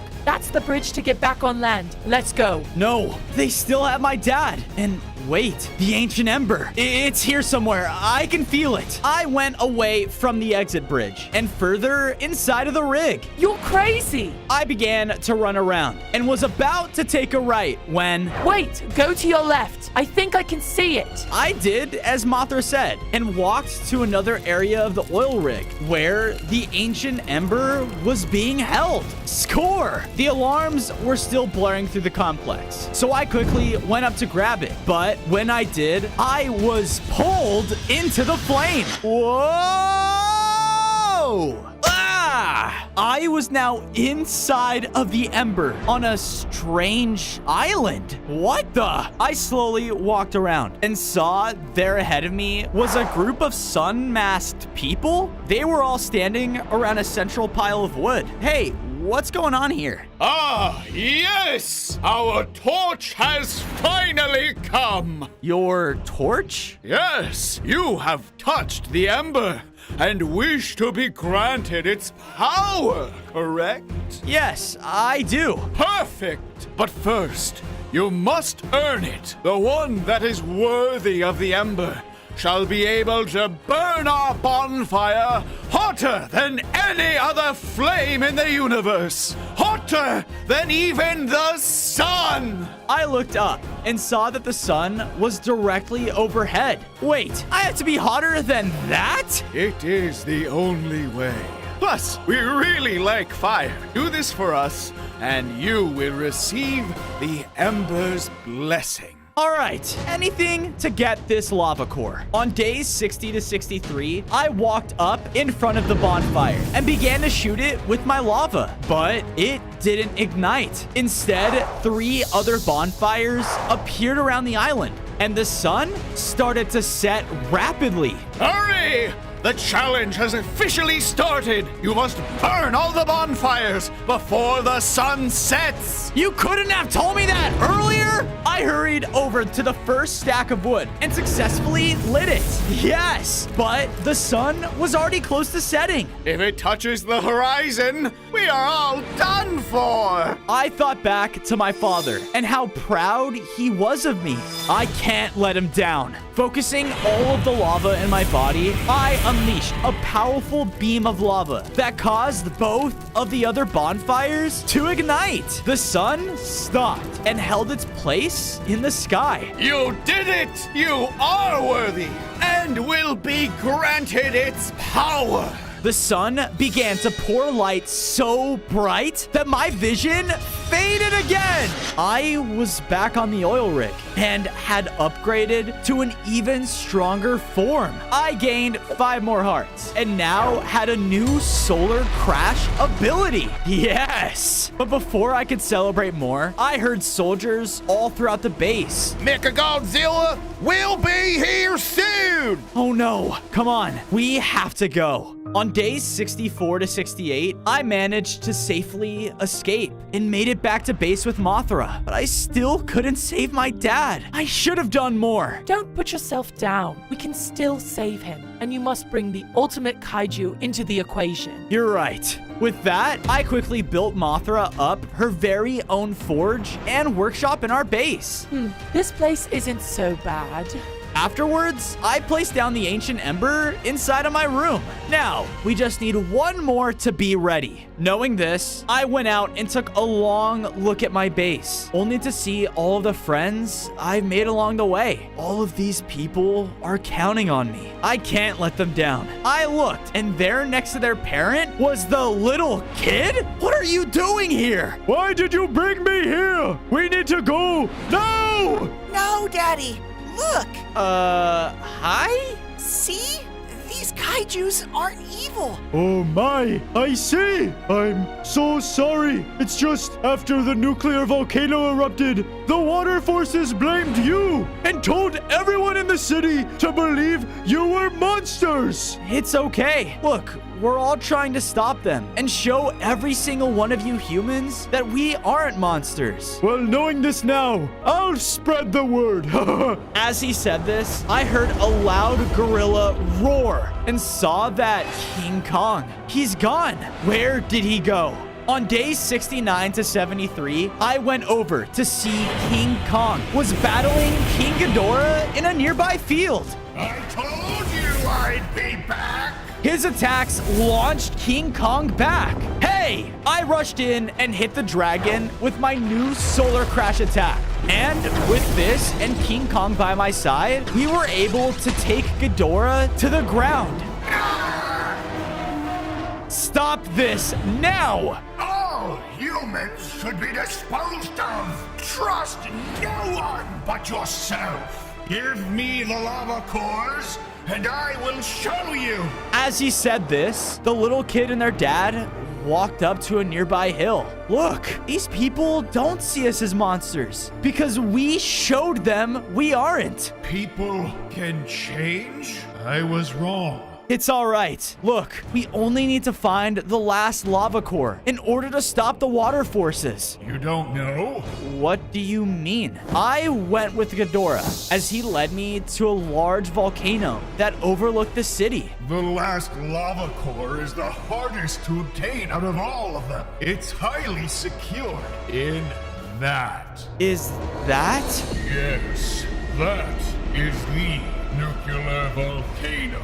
On days 74 to 77, I got a closer look at the volcano. Wait, I'm supposed to go inside of that? But how? Look at the size of me. Did I hear you need my assistance? Whoa, how did you know? I have incredible hearing. Anyways, take this. It should help you out with your little problem. She threw over a mysterious potion. Oh, okay, thanks. I picked it up and drank it, which caused me to shrink. And shrink. And shrink! What the? I'm super tiny now! Yep, and adorable. Now hurry, it only lasts for an hour. I quickly made my way closer to the entrance of the volcano, where I saw the water soldiers had built a work site inside. And they were massive now. Whoa! I gotta be careful not to be stepped on. I snuck through a crack in the wall and entered into another chamber where a large nuclear missile was being built. The water nuke. The water nuke is almost complete, sir. Yes, yes. When it is, we can finally destroy all the lava kaiju. And us water forces can take over the entire city. No one can stand in our way. No one. They plan to what? Oh no, I have to stop them before they send out that nuke. On days 78 to 80, I avoided more soldiers and headed deep within the volcano. Inside of it was a room full of radioactive water. They turned this place into a lava kaiju's nightmare. Above the pool of water was the final lava core, a fusion spark. It seems to be powering the entire operation. I made my way to the edge of the pool, but quickly realized I have no way to get to it. I guess it's time to build. I began to slowly build over a cobblestone bridge towards the fusion spark. Is you seeing what I'm seeing? What the? Almost there. But then Mothra's potion began to wear off, and I started to grow in size. Hi? Kill it! Take it down! Build. Build! I quickly built the rest of the way and collected the fusion spark. Yes! But as I did, I was hit by one of the soldiers' weapons and fell straight into the radioactive water! On days 81 to 85, I was in the middle of a lava landscape. Hello? A large flash then revealed a massive lava kaiju, which looked familiar. I am the ultimate lava kaiju, and I see you have finally collected all 5 lava cores. Yes, I have. All to summon you and save my people, especially my dad. Oh, young one, when will you realize these cores, this adventure, they have shaped you into being the strongest kaiju this world has ever known? Wait, what are you saying? I'm saying that you, Fozo, are the ultimate lava kaiju. With the power of the lava cores, it is now up to you to save your kind. The kaiju then merged with me, transforming me into the ultimate lava kaiju. I gained 10 more hearts and felt so powerful. I burst out of the radioactive water pool as my presence turned it back into lava. On days 86 to 90, I tore through the hall and back into the laboratory, but the water nuke was already gone. No! Then I heard a laugh coming from the computer. Wait, Water Mechagodzilla, where's the nuke? You think you can still stop us? My army has done things like this for decades. What do you mean? We are the ones who set off the nuclear volcano. We are the ones who caused the death of all those humans. Oh, so you were to blame, and we could gain control in the aftermath. No! Yes, and now we have built the perfect weapon to take you all down. See you soon, Ultimate Kaiju. This isn't good. I need to tell everyone. Now, on days 91 to 94, I returned to my base, and everyone looked so worried. We heard that the water forces are moving into the city with the water nuke. Is this true? We're all gonna die, dude! No, we're not going to die. I'm gonna take down Mechagodzilla and show all of these humans that we're not monsters. But what about the ultimate lava kaiju? Where are they? I am the ultimate lava kaiju. Oh, you know what? That makes sense. Yeah, I guess it does. But look, if I'm gonna do this, I'm gonna need all of your guys' help. On days 95 to 99, I marched into the center of the city where all of the water forces were preparing to launch the nuke. And there was my father in his cage. Dad! We must launch the weapon and get rid of this monster before he destroys the city. Stop lying to all these humans. I'm here to save everyone in the city from you. Kill that monster! The water army began firing on me, pushing me back with their firepower. Ah! One of them even launched an RPG, but the missile went off target. They saved us! You're welcome. They are the good ones! The army tried to shoot at me! No. Start the launch sequence! T-minus 60 seconds. While Gamera defended the humans, I fired back with my lava, which melted my father's cage open. Stay away from my son! He tore through the water soldiers, holding them off. Go, Dad! T-minus 30 seconds. Go, my son! You have to stop the nuke! I'll get the people out safely. You can do this. All right, time to end this. You are ruining everything. First, you lied to all these humans and made them hate us kaiju. Then, you took my father as prisoner. You ruined everything.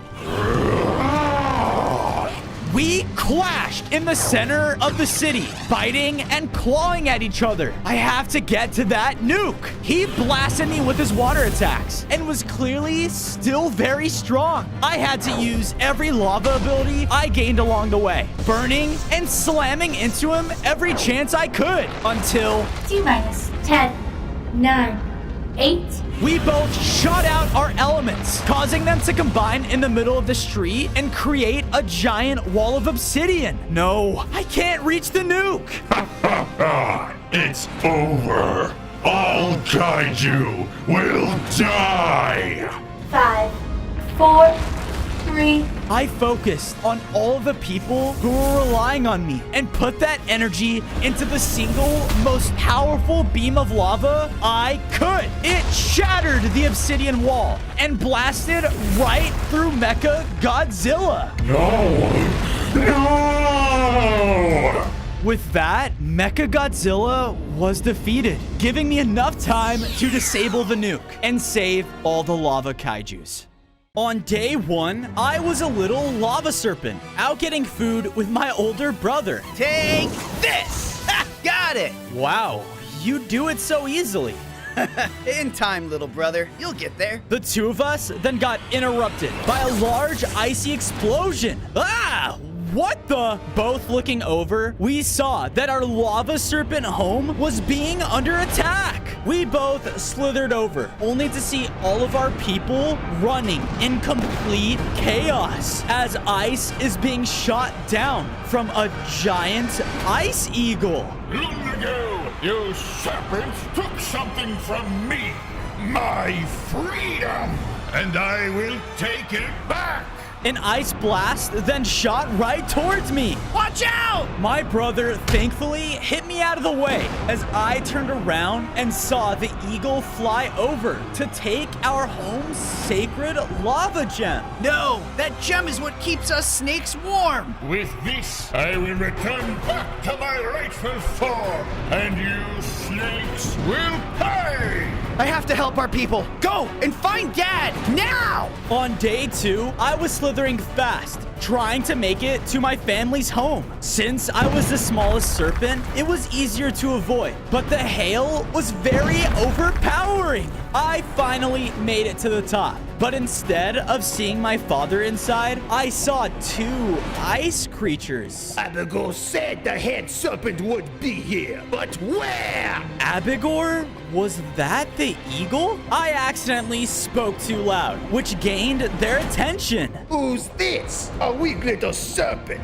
Kill it! They both ran in, but my dad jumped just in time to defend me. Dad! Stay away from my son! He used incredible lava abilities, taking one of them down, but the other was able to blast him, weakening him. Ah! Yeah! Bozo, your brother, where is he? He's down below, helping our other people. But Dad, what's going on? Who was that eagle? Follow me. Everything will be explained soon. On day 3, I followed my dad underground into our lava serpent's main common room. All of the other serpents, they were hurt, and some even buried in ice. This is horrible. I'm happy to see that you're safe. Brother, me too. Years ago, us serpents broke free from our deadliest predator, Abigor the Eagle. But he has returned and taken our sacred lava gem. With it, he will be able to wipe out all of us. But there may be a way we can fight back. My father then placed down an ancient-looking lava book, which shot out projections of different lava artifacts. Legend has it there are these powerful gems out there in dangerous terrains. Each could grant us serpents abilities like no other. But since I'm injured, I've decided to task my oldest son, Fang, to go out and find them, to become our people's fighting chance. Wait, what? My father and brother slithered out of the common room together. Hey, wait up! I followed them until we reached the exit, showing a trail heading into a dark forest. Dad, I need to go with him. It's too dangerous to go alone. Bozo, you are too young, too weak. You can't handle the journey. I will make it back, brother. I promise. My brother began to slither away, and I knew that I had to find a way to follow him. On day 4, I waited until it was dark out and secretly slithered out of my home. It wasn't long until I was met by a large, deadly temple. Is he in here? I reluctantly went inside, following down deep in the corridors until I made it inside of a main center room, where I saw a strange fire fang on a pedestal. That's the first artifact we need. Then I noticed my brother. He was walking up, about to pick it up, but something feels off. It's almost too easy. Wait! He picked the item up, causing the entire temple to shake, and the ground even gave out below us. Oh no, it was a trap! Bozo, what are you doing here? I couldn't just let you go alone. I just couldn't. The room's shaking got even worse, which started to cause parts of the ceiling to fall. We both turned and saw that there was an exit leading straight outside. There! On day 5, the two of us began to jump through the remaining floor that was left, while there was rumble all around us. It wasn't long before we made it to the final jump. This one seems far. Ah! Come on! I then thought back to what my father said. You are too young, too weak. I don't know if I can do it. You don't have a choice! Okay, here goes nothing. I actually did it. As I reunited with my brother, the ceiling rumbled and collapsed over the exit. No, we were too late. Fozo, take cover now! I did as he said, but the entire ceiling then collapsed right on top of us.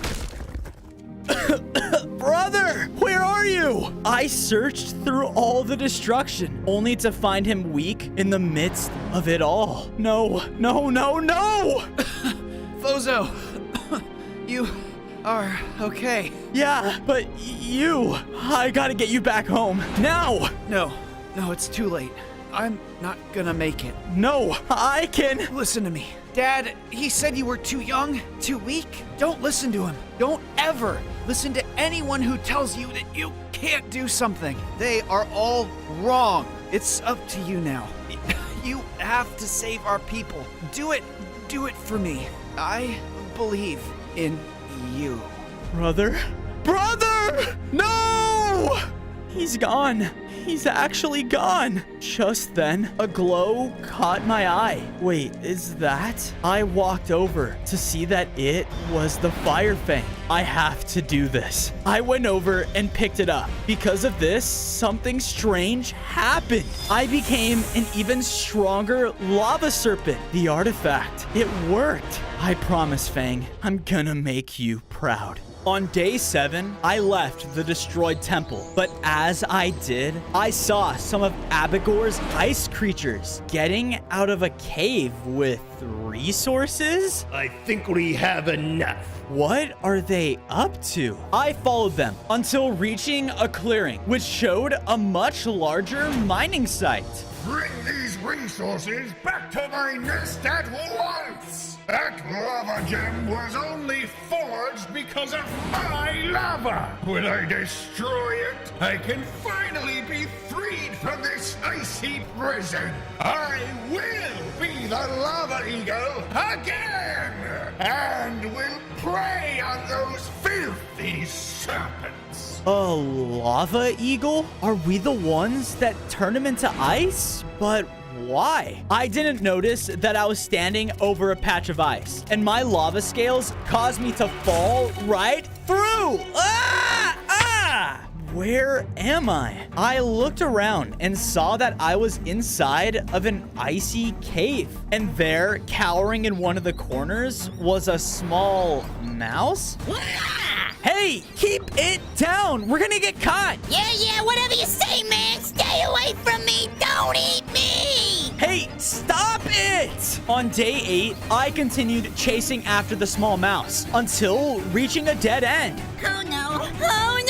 Please, calm down. I'm not gonna hurt you, okay? What are you doing here anyways? I'm hiding. That lava eagle's been looking for some food, and me and my kind are on the menu, pal. As he finished saying that, the roof above us blasted open, showing that Abigor was standing over us. Oh no. A lava serpent? What are you doing here? His icy creations then all got summoned around us. Nope, I'm out of here. Make quick work of him, now! The ice creations all rushed in, but out of instinct, I bit at them in a large flame. Wait, the Fire Fang gave me abilities. I used it on some of the creatures, putting up a fight, but there were too many of them. I then noticed a small hole in the cave's walls and quickly made my way over, slithering away just in time. Those serpents, they're up to something,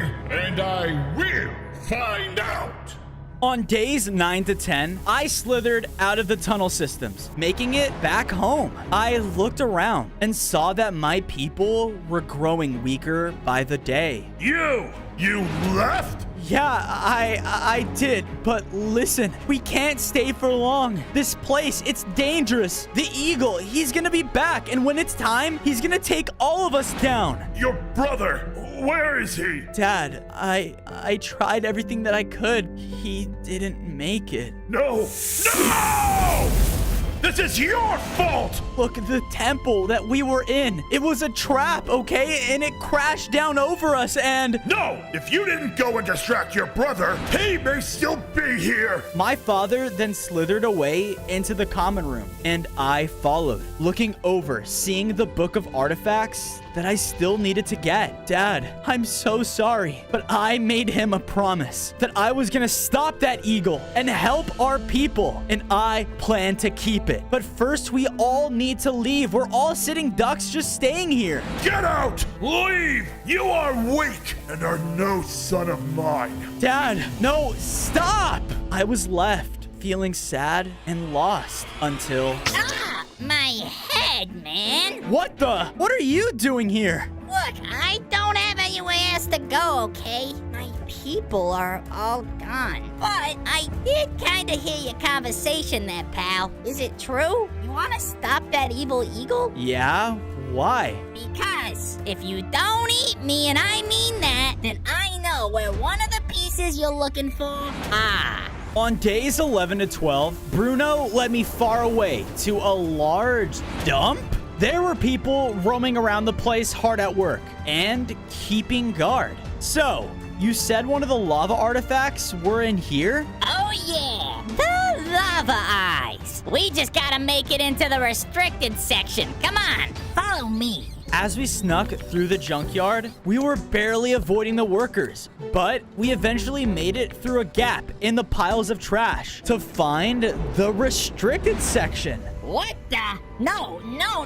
I swore it was right here. Bruno and I then both slowly turned around to see a massive three-headed lava dog. I think I know who took it. Run!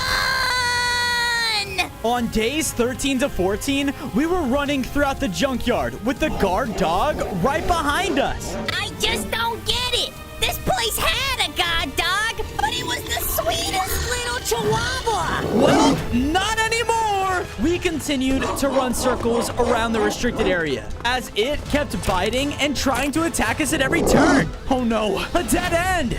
What do we do now, dude? I don't know! That's it! The crane! The mouse then ran straight towards it, leaving me with the dog. Oh, come on! We began to fight as its empowered attacks were very strong.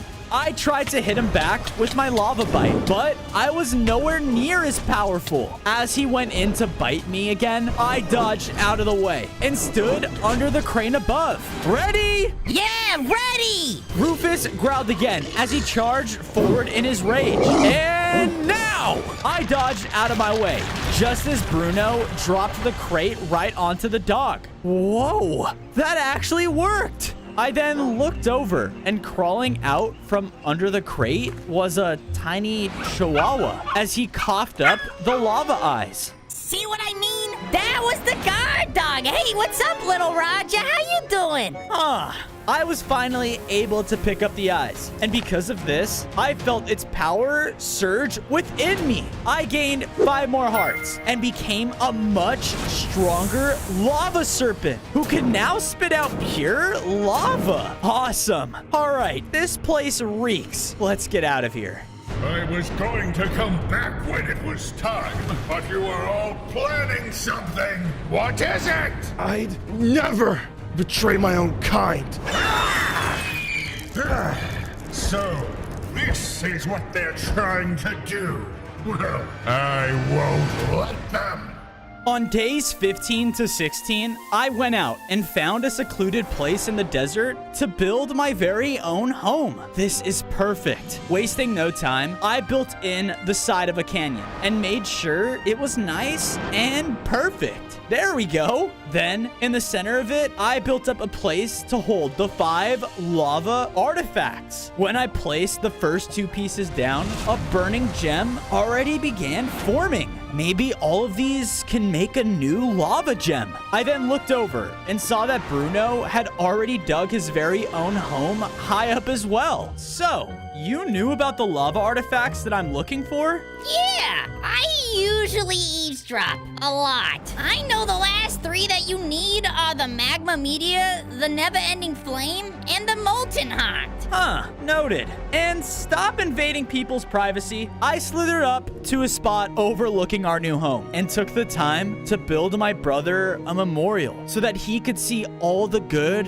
we're gonna do. I'm gonna keep that promise that I made you. I know Dad's angry right now, and I understand. But if he doesn't listen to me, then they are all gonna be in trouble. Suddenly, I heard yelling coming from nearby. As I ran towards the noise, I saw a fire dancer in a tiki mask running around the desert in a panic. Wow, the humanity! Hey, calm down. What's going on? I can't just calm down. My village! It's gonna be burned to a crisp! Huh? On days 17 to 18, the fire dancer led me hastily to his tiki village. There, just off the coast, was a tall and very active volcano. This is the home of the magma meteor, at least for the time being. The magma meteor, one of the lava artifacts. But why do you say for the time being? Before he could answer, the ground began to shake as the volcano erupted with molten rock that flew out and crashed into one of the homes. That's why this volcano has been here and dormant for thousands of years. But now it's gonna be erupting real soon. He led me closer to the volcano and towards a set of ancient doors that blocked the path inside. Only a tiki elder is able to get inside the core of the volcano. But maybe you had our elder's blazing mask. The doors would open for you. Thing is, no one's seen the elder in centuries. As he said this, the tiki tossed me over his fire staff. That will help you find his resting place. But please hurry, we don't have much time. On days 19 to 21, I began to search around the nearby coast, looking for any sign of the Tiki Elder. Where is that mask? Just then, the fire staff that was given to me lit up and began to spin. Whoa, whoa! The flames began to shoot from it and led straight towards a hidden entrance. As I came close, my instincts told me to raise the staff again, and I blasted the entrance with it, causing it to open. After walking inside, I was met by a large chamber of a tiki tomb, and across the way was the ancient mask. That has to be it. I was about to run up as a voice rang out into the room. Those who wish to don this mask must have the power of the Elder. Looking around, I noticed 3 runic crystals had appeared. I struck the one closest to me, causing it to activate. Nice. I guess I just had to get all of them. But suddenly, the room began to change as the floor gave away to spiky pits, and there were buzzsaws everywhere. Not nice. 10, 9, 8. Oh, come on! I quickly began to jump from platform to platform, getting close enough to the second crystal. Yes, one more. 3, 2. I shot at the final one, but missed. 1. You have failed. No! Because of this, the Elder Mask itself activated and rose into the air. Now, the unworthy must be disposed of. On days 22 to 26, the mask flew in to attack. It had immense firepower and would cause the whole tomb to shake. I did my best trying to keep distance, but the mask just kept hitting me. Ah! You are not capable. You will never be worthy of the mask. Because of those words, I thought back to my brother. Don't ever listen to anyone who tells you that you can't do something. I am worthy! With newfound strength, I began to fight back against the mask with everything that I had. I hit him with my lava bite, which knocked him back. So I hit him again and again until he was backed up against the wall. With one final spit, I took down a nearby pillar that struck the mask, causing it to fall to the ground. You are worthy. I did it. I picked up the mask and ran outside of the tomb, only to see that it had started snowing? Oh no. When I made it back to the Tiki Village, I was greeted by a horrible sight. The volcano still wasn't letting up, but the village was almost completely covered in ice and snow. And there, flying above it all, was Abigor. On days 27 to 29, Abigor continued to fly around the Tiki Village, blasting everything with ice. I know the serpent is here. Where is he? The volcano then started to rumble even louder as more molten rock flew into the sky. Oh no, I have to stop it. But Abigor, there's no time. I slithered as fast as I could towards the ancient doors, but he saw me. There you are. With a blinding speed, Abigor flew across the village and hit me so hard that I slammed into one of the nearby buildings. Ah! The volcano was now completely erupting everywhere. So, you really are that serpent I saw all those days ago. And you're trying to do what exactly? Be strong enough to save your people? It's pointless. No! In my rage, I blasted my lava spit at Abigor, but his ice attack pushed through it, and he struck me. Ah! All you lava serpents will pay for what you did. Pay? What do you mean? What did we ever do to you? You took everything from me. My lava feathers, my nest, all of it!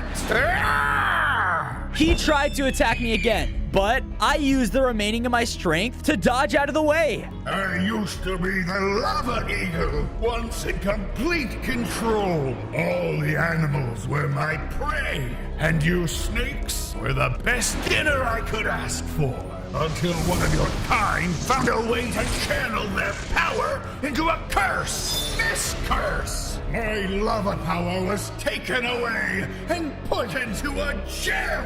My nest crumbled. But soon, I'll have all that control back. He was about to attack me with one final hit when... Fire! Gouts of flame struck Abigor as a horde of fire dancers ambushed him.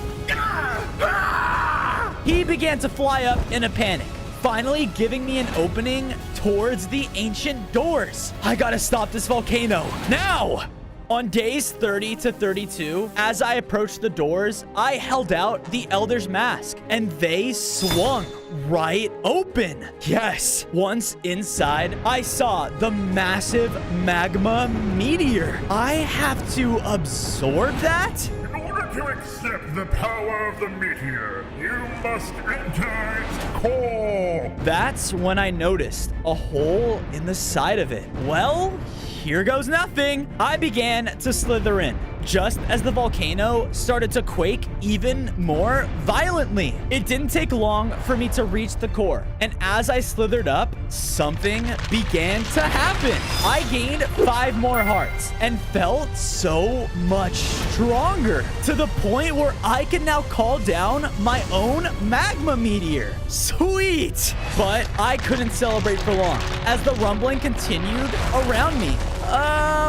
What's going on? You'll see. I was then erupted, shooting me far up into the sky. On days 33 to 35, I was blasted so far away that I landed in a muddy swamp. Thankfully, the water broke my fall, but then... Ow! Ow! Ow! I forgot. Lava serpent. Abigor. He's caught on to our plan, but how far along is he with his? My thoughts were then interrupted by the sudden sounds of crying. Where's that coming from? I searched around until I saw a small campfire in the middle of a batch of secluded swamp trees. And there were a bunch of my lava serpent people, but they all looked so weak. Hey, everyone! Bozo? Wow, you look different. What happened to you all? Why aren't you at home? Here, let me show you why. We slithered through the swamp until we reached a spot that overlooked my people's home, but it was completely frozen over and destroyed. Abagor came back just like you said, and he found the ancient book. He knows our plan. Yeah, I know. Oh, wait, where's my dad? Whoever survived and wasn't in hiding, they took as prisoners. We think he took them back to his nest. I have to find him. But first, follow me. You guys need to be safe. On days 36 to 39, I led all the lava serpents hiding in the swamp back to my base. To make them feel at home, I built up their burrows just like how they were before. I even added plenty of fires all around so that they can grow strong again. Thank you, Fozo, so much. Of course. This place was made for all the lava serpents. I then went and placed the chunk of the magma meteor on its center platform, causing flames to spark in the air. And the lava gem, it's even stronger. Hey, buddy! Oh, hey, you're all right. Well, thanks to you, that bird finally left after he saw you were gone. And the volcano stopped rumbling, too. Thank goodness. Oh, and here, I believe these belong to you. Now, I need to find Abagor's nest. He has my dad. Do you think you know where that could be? Thanks. I have no clue. He was flying off to some sort of crazy tall mountains, though. Just then, Bruno scurried up next to us. Hey, you talking about the snowy peaks? I know that place like the back of my paw. Come on. Bruno wasted no time scurrying out of the base. Hey, wait up! We journeyed all the way to the edge of an icy mountain where I could barely see, but far off at the peak was a large eagle's nest. On days 40 to 44, Bruno led me up the icy mountain until we reached the base of Abagor's nest. Here, this is our ticket inside. As we made it through the small crack, we had to hide behind cover as the place was filled with Abagor's ice creations. They're building something. It looks like 4 pillars that surround the stolen lava gem. So that's his plan. When those pillars are finished, Abagor's gonna use the gem to turn himself back into the lava eagle. Yikes.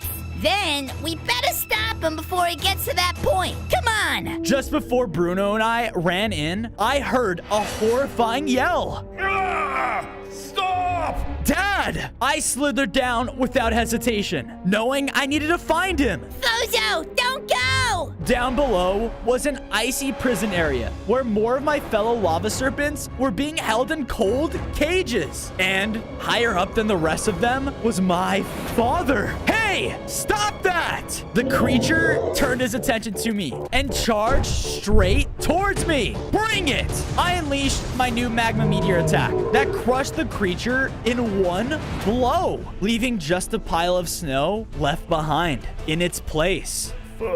Fozo, you're here? Yeah, I am.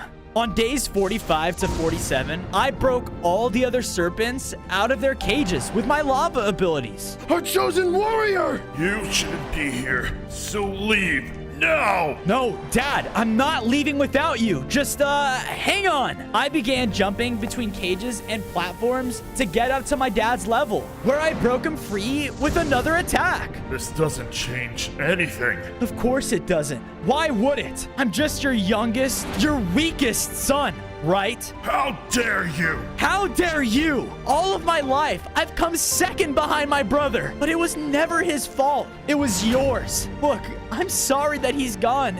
I miss him too, okay? Every day. And you know, I blame myself for what happened, but I'm doing everything I can to make him proud because that's what he wanted. Fozo, My dad was cut off by a noise coming from behind as I turned around to see that the snow creature rose back to life. It unleashed a powerful attack, causing me and my father to fall back down to the others. Ah! Wait, Dad, what are you? Get the others out of here, now! Ah! With that, my dad and the large creation clashed in the center of the room. The impact was so powerful that it broke the ice floor below them. Ah! Dad, no! No! On days 48 to 52, more ice creations started to take notice. So the other serpents and I ran to find a way out. We found a room safely hidden from the patrolling creatures, but I knew that we couldn't stay here long. Look, leave. I'm going back to find my dad. As I went for the doorway, one of the lava serpents blocked me. Hey! What are you doing? I then looked out of the room and watched as Abigor landed inside the nest. Who invaded my nest? Listen to me. Abigor's plans are basically complete, and right now, you're still not strong enough to take him on. It's a death wish to stay here, Fozo! Yeah, I know. We have to go. Come on. I'll get you all out of here now. When we safely made it outside of the nest and back to the foot of the mountain, I noticed Bruno waiting for us. Hey, Fuzo, hurry! You gotta see this, pal! What? We escaped from the tundra and made it to the outskirts of a kingdom where a ton of knights were fighting a dragon? It was rampaging around, destroying everything. Why did you bring me here, Bruno? Because this place, it's known as the Towers of Never-Ending Flame. Ring any bells? The never-ending flame. The next artifact. They have it, and they need my help. On days 53 to 56, Bruno and I started to run into the kingdom as knights were running around frantically. It burns! When we finally made it to the base of the tower, it was only us and the dragon left. Nice dragon? It jumped in to attack. It was very powerful and breathed fire down on us every chance that it could. I used all my abilities at my disposal, but most of them were no use. The dragon, it's too powerful. The fight led to a tower, and when I finally made it near the top, the dragon flew right in to attack at me. Wait, I have an idea. I quickly aimed at their wings with my magma meteor, hitting them right out of the air. Because of this, they plummeted all the way down to the courtyard, hitting the ground hard. Yes! As the dust settled, the transformed into a woman? Huh? Surrender! You saved me. Please, listen to me. I am the queen of this kingdom. You're the what? Yeah, told you that you'd want to see this. It's crazy, man. I am the queen of the Towers of Never-Ending Flame. But recently, a horrifying entity turned me into the very thing that could destroy what I've sworn to protect. All right, I'm willing to help you with your little situation here, but only if you allow me to have the never-ending flame. I understand, but you should know, this curse is not one so easily broken. It's been deemed impossible to break without destroying the thing that did this to me. Then point me in the direction of who did. On days 57 to 59, the Dragon Queen led us deep into the ominous swampland. And as we finally reached a clearing, she pointed it out. The entity that cursed me was the Undead King, and he resides there. In the distance was a grand kingdom in the swamp, but something was wrong. Spirits and ghosts roamed throughout everywhere. Well, there's no time to waste. Bruno and I snuck our way through the undead streets until we reached the castle itself. And once we were inside, the doorway opened up to reveal a ghastly throne room. Floating there above his crypt was the Undead King. Hey, you put a curse on the never-ending Flame Kingdom, and you need to take it off now. That curse is unbreakable. I put it there so that my beautiful kingdom, my army, could grow. The more their queen kills, the more souls come crawling to me. Okay, Dark, but we aren't going anywhere until you break it. Very well. Then you must be executed! On days 60 to 63, I ran in to attack the Undead King. He quickly started blasting spell after spell towards me, even summoning strange undead creatures. Ugh, gross! Bozo! I looked back to see that Bruno was being chased by his summoned creatures. Hold on. We all continued to fight as the undead king just kept attacking us. And, there you go. Are you all right? Phew! Now I am. But dude, look! All of his magic, it comes from that book he has! Whoa! We both jumped out of the way and started to run around the room together. You're right. Think you can distract him for me? On it! Bruno and I split up as I went to face the king head on. We clashed as his magic started to get me low on hearts. Another soul for my kingdom! But before the king could cast another spell, Bruno ran up and bit him. As the king swung around to attack Bruno, I focused my lava spit onto his book and burned it away with one hit. With that, the king wilted away completely.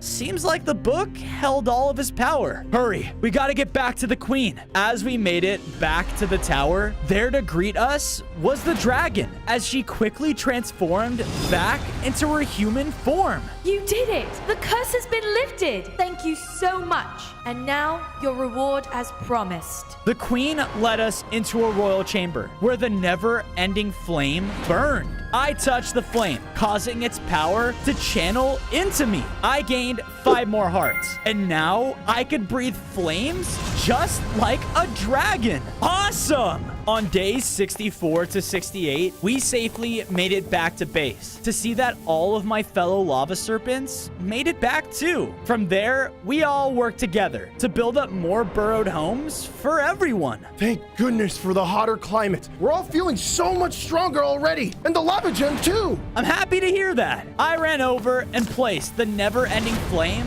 with the other pieces, causing the lava gem to erupt and grow in size again. Whoa.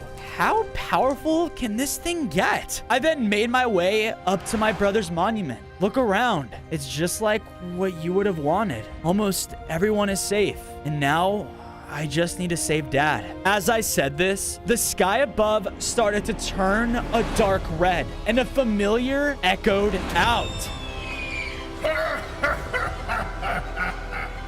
No. Abigor, his plans, they must be complete. I have to hurry. Now! On days 69 to 73, I climbed as fast as I could back up the icy mountain. And once inside the nest, I realized I was too late. The 4 frozen pillars were now constructed, and floating between them was the lava gem as Abigor flew up to it. Yes! Fuel me! Free me!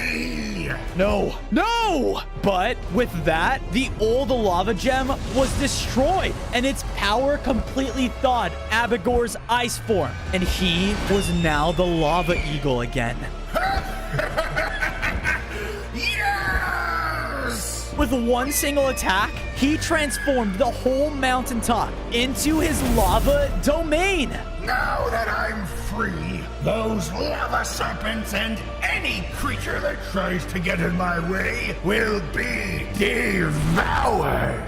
He flew off in a flash, raining down fire and lava with such mastery and power. I need to find my dad. Now! I began to search through the lava nest, in every hallway, every room, everywhere. Come on, come on! Finally, that's when I saw him, but he still looked so weak. Dad! Fozo, son, you really came back for me? Of course I did. We're family. Now come on. I'm gonna get you out of here. On days 74 to 77, my dad and I escaped Abigor's nest and got a safe distance away on a hillside. Abigor had already scorched most of the valley. He's already too strong. It's only a matter of time before he finds us all. I tried so hard to imprison him in that icy curse, but it still wasn't enough. Wait, you were the serpent that imprisoned him? Yes, my son, I was, which is why I expected so much of Fang. As the leader of our people, I did everything I could for the lava serpents and expected my heir, your older brother, to do the same. But because of that, I neglected you. Bozo, I'm so sorry for everything. For making you feel small and weak, to blaming you for his death. Look, Dad, I blame myself for what happened too, okay? Well, don't, because if we had listened to you all those days ago, maybe things would have played out differently. Off in the distance, Abagor was circling back to his lava nest. Come now, son, quick! I followed my father deep down underground, where he led me to the entrance of a sacred serpent temple. Where are we? This very temple holds the final item that we need to complete the lava gem, but you must find it alone. Good luck, son, my chosen warrior. On days 78 to 80, I journeyed into the sacred temple, looking for any sign of the final artifact.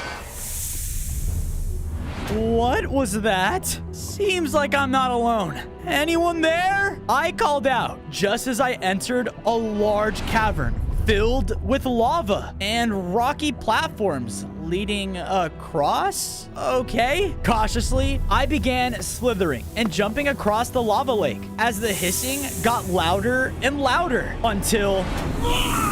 Whoa! A giant lava worm leapt out of the lava towards my platform. Hey, what gives? The chosen lava serpent, the one sent to take the mantle of warrior. Before I could answer, a loud noise rang through the cavern from the worm. Is that a heartbeat? Prove your heart and replace it with one that is worthy. On days 81 to 85, the worm began to attack me as it would swim and leap out of the lava. Ah! It even tried eating me whole. I have to keep moving. My attacks would strike its body, but it was relentless. I finally focused on where I heard the heartbeat coming from. Wait, it's in its head? That's so weird.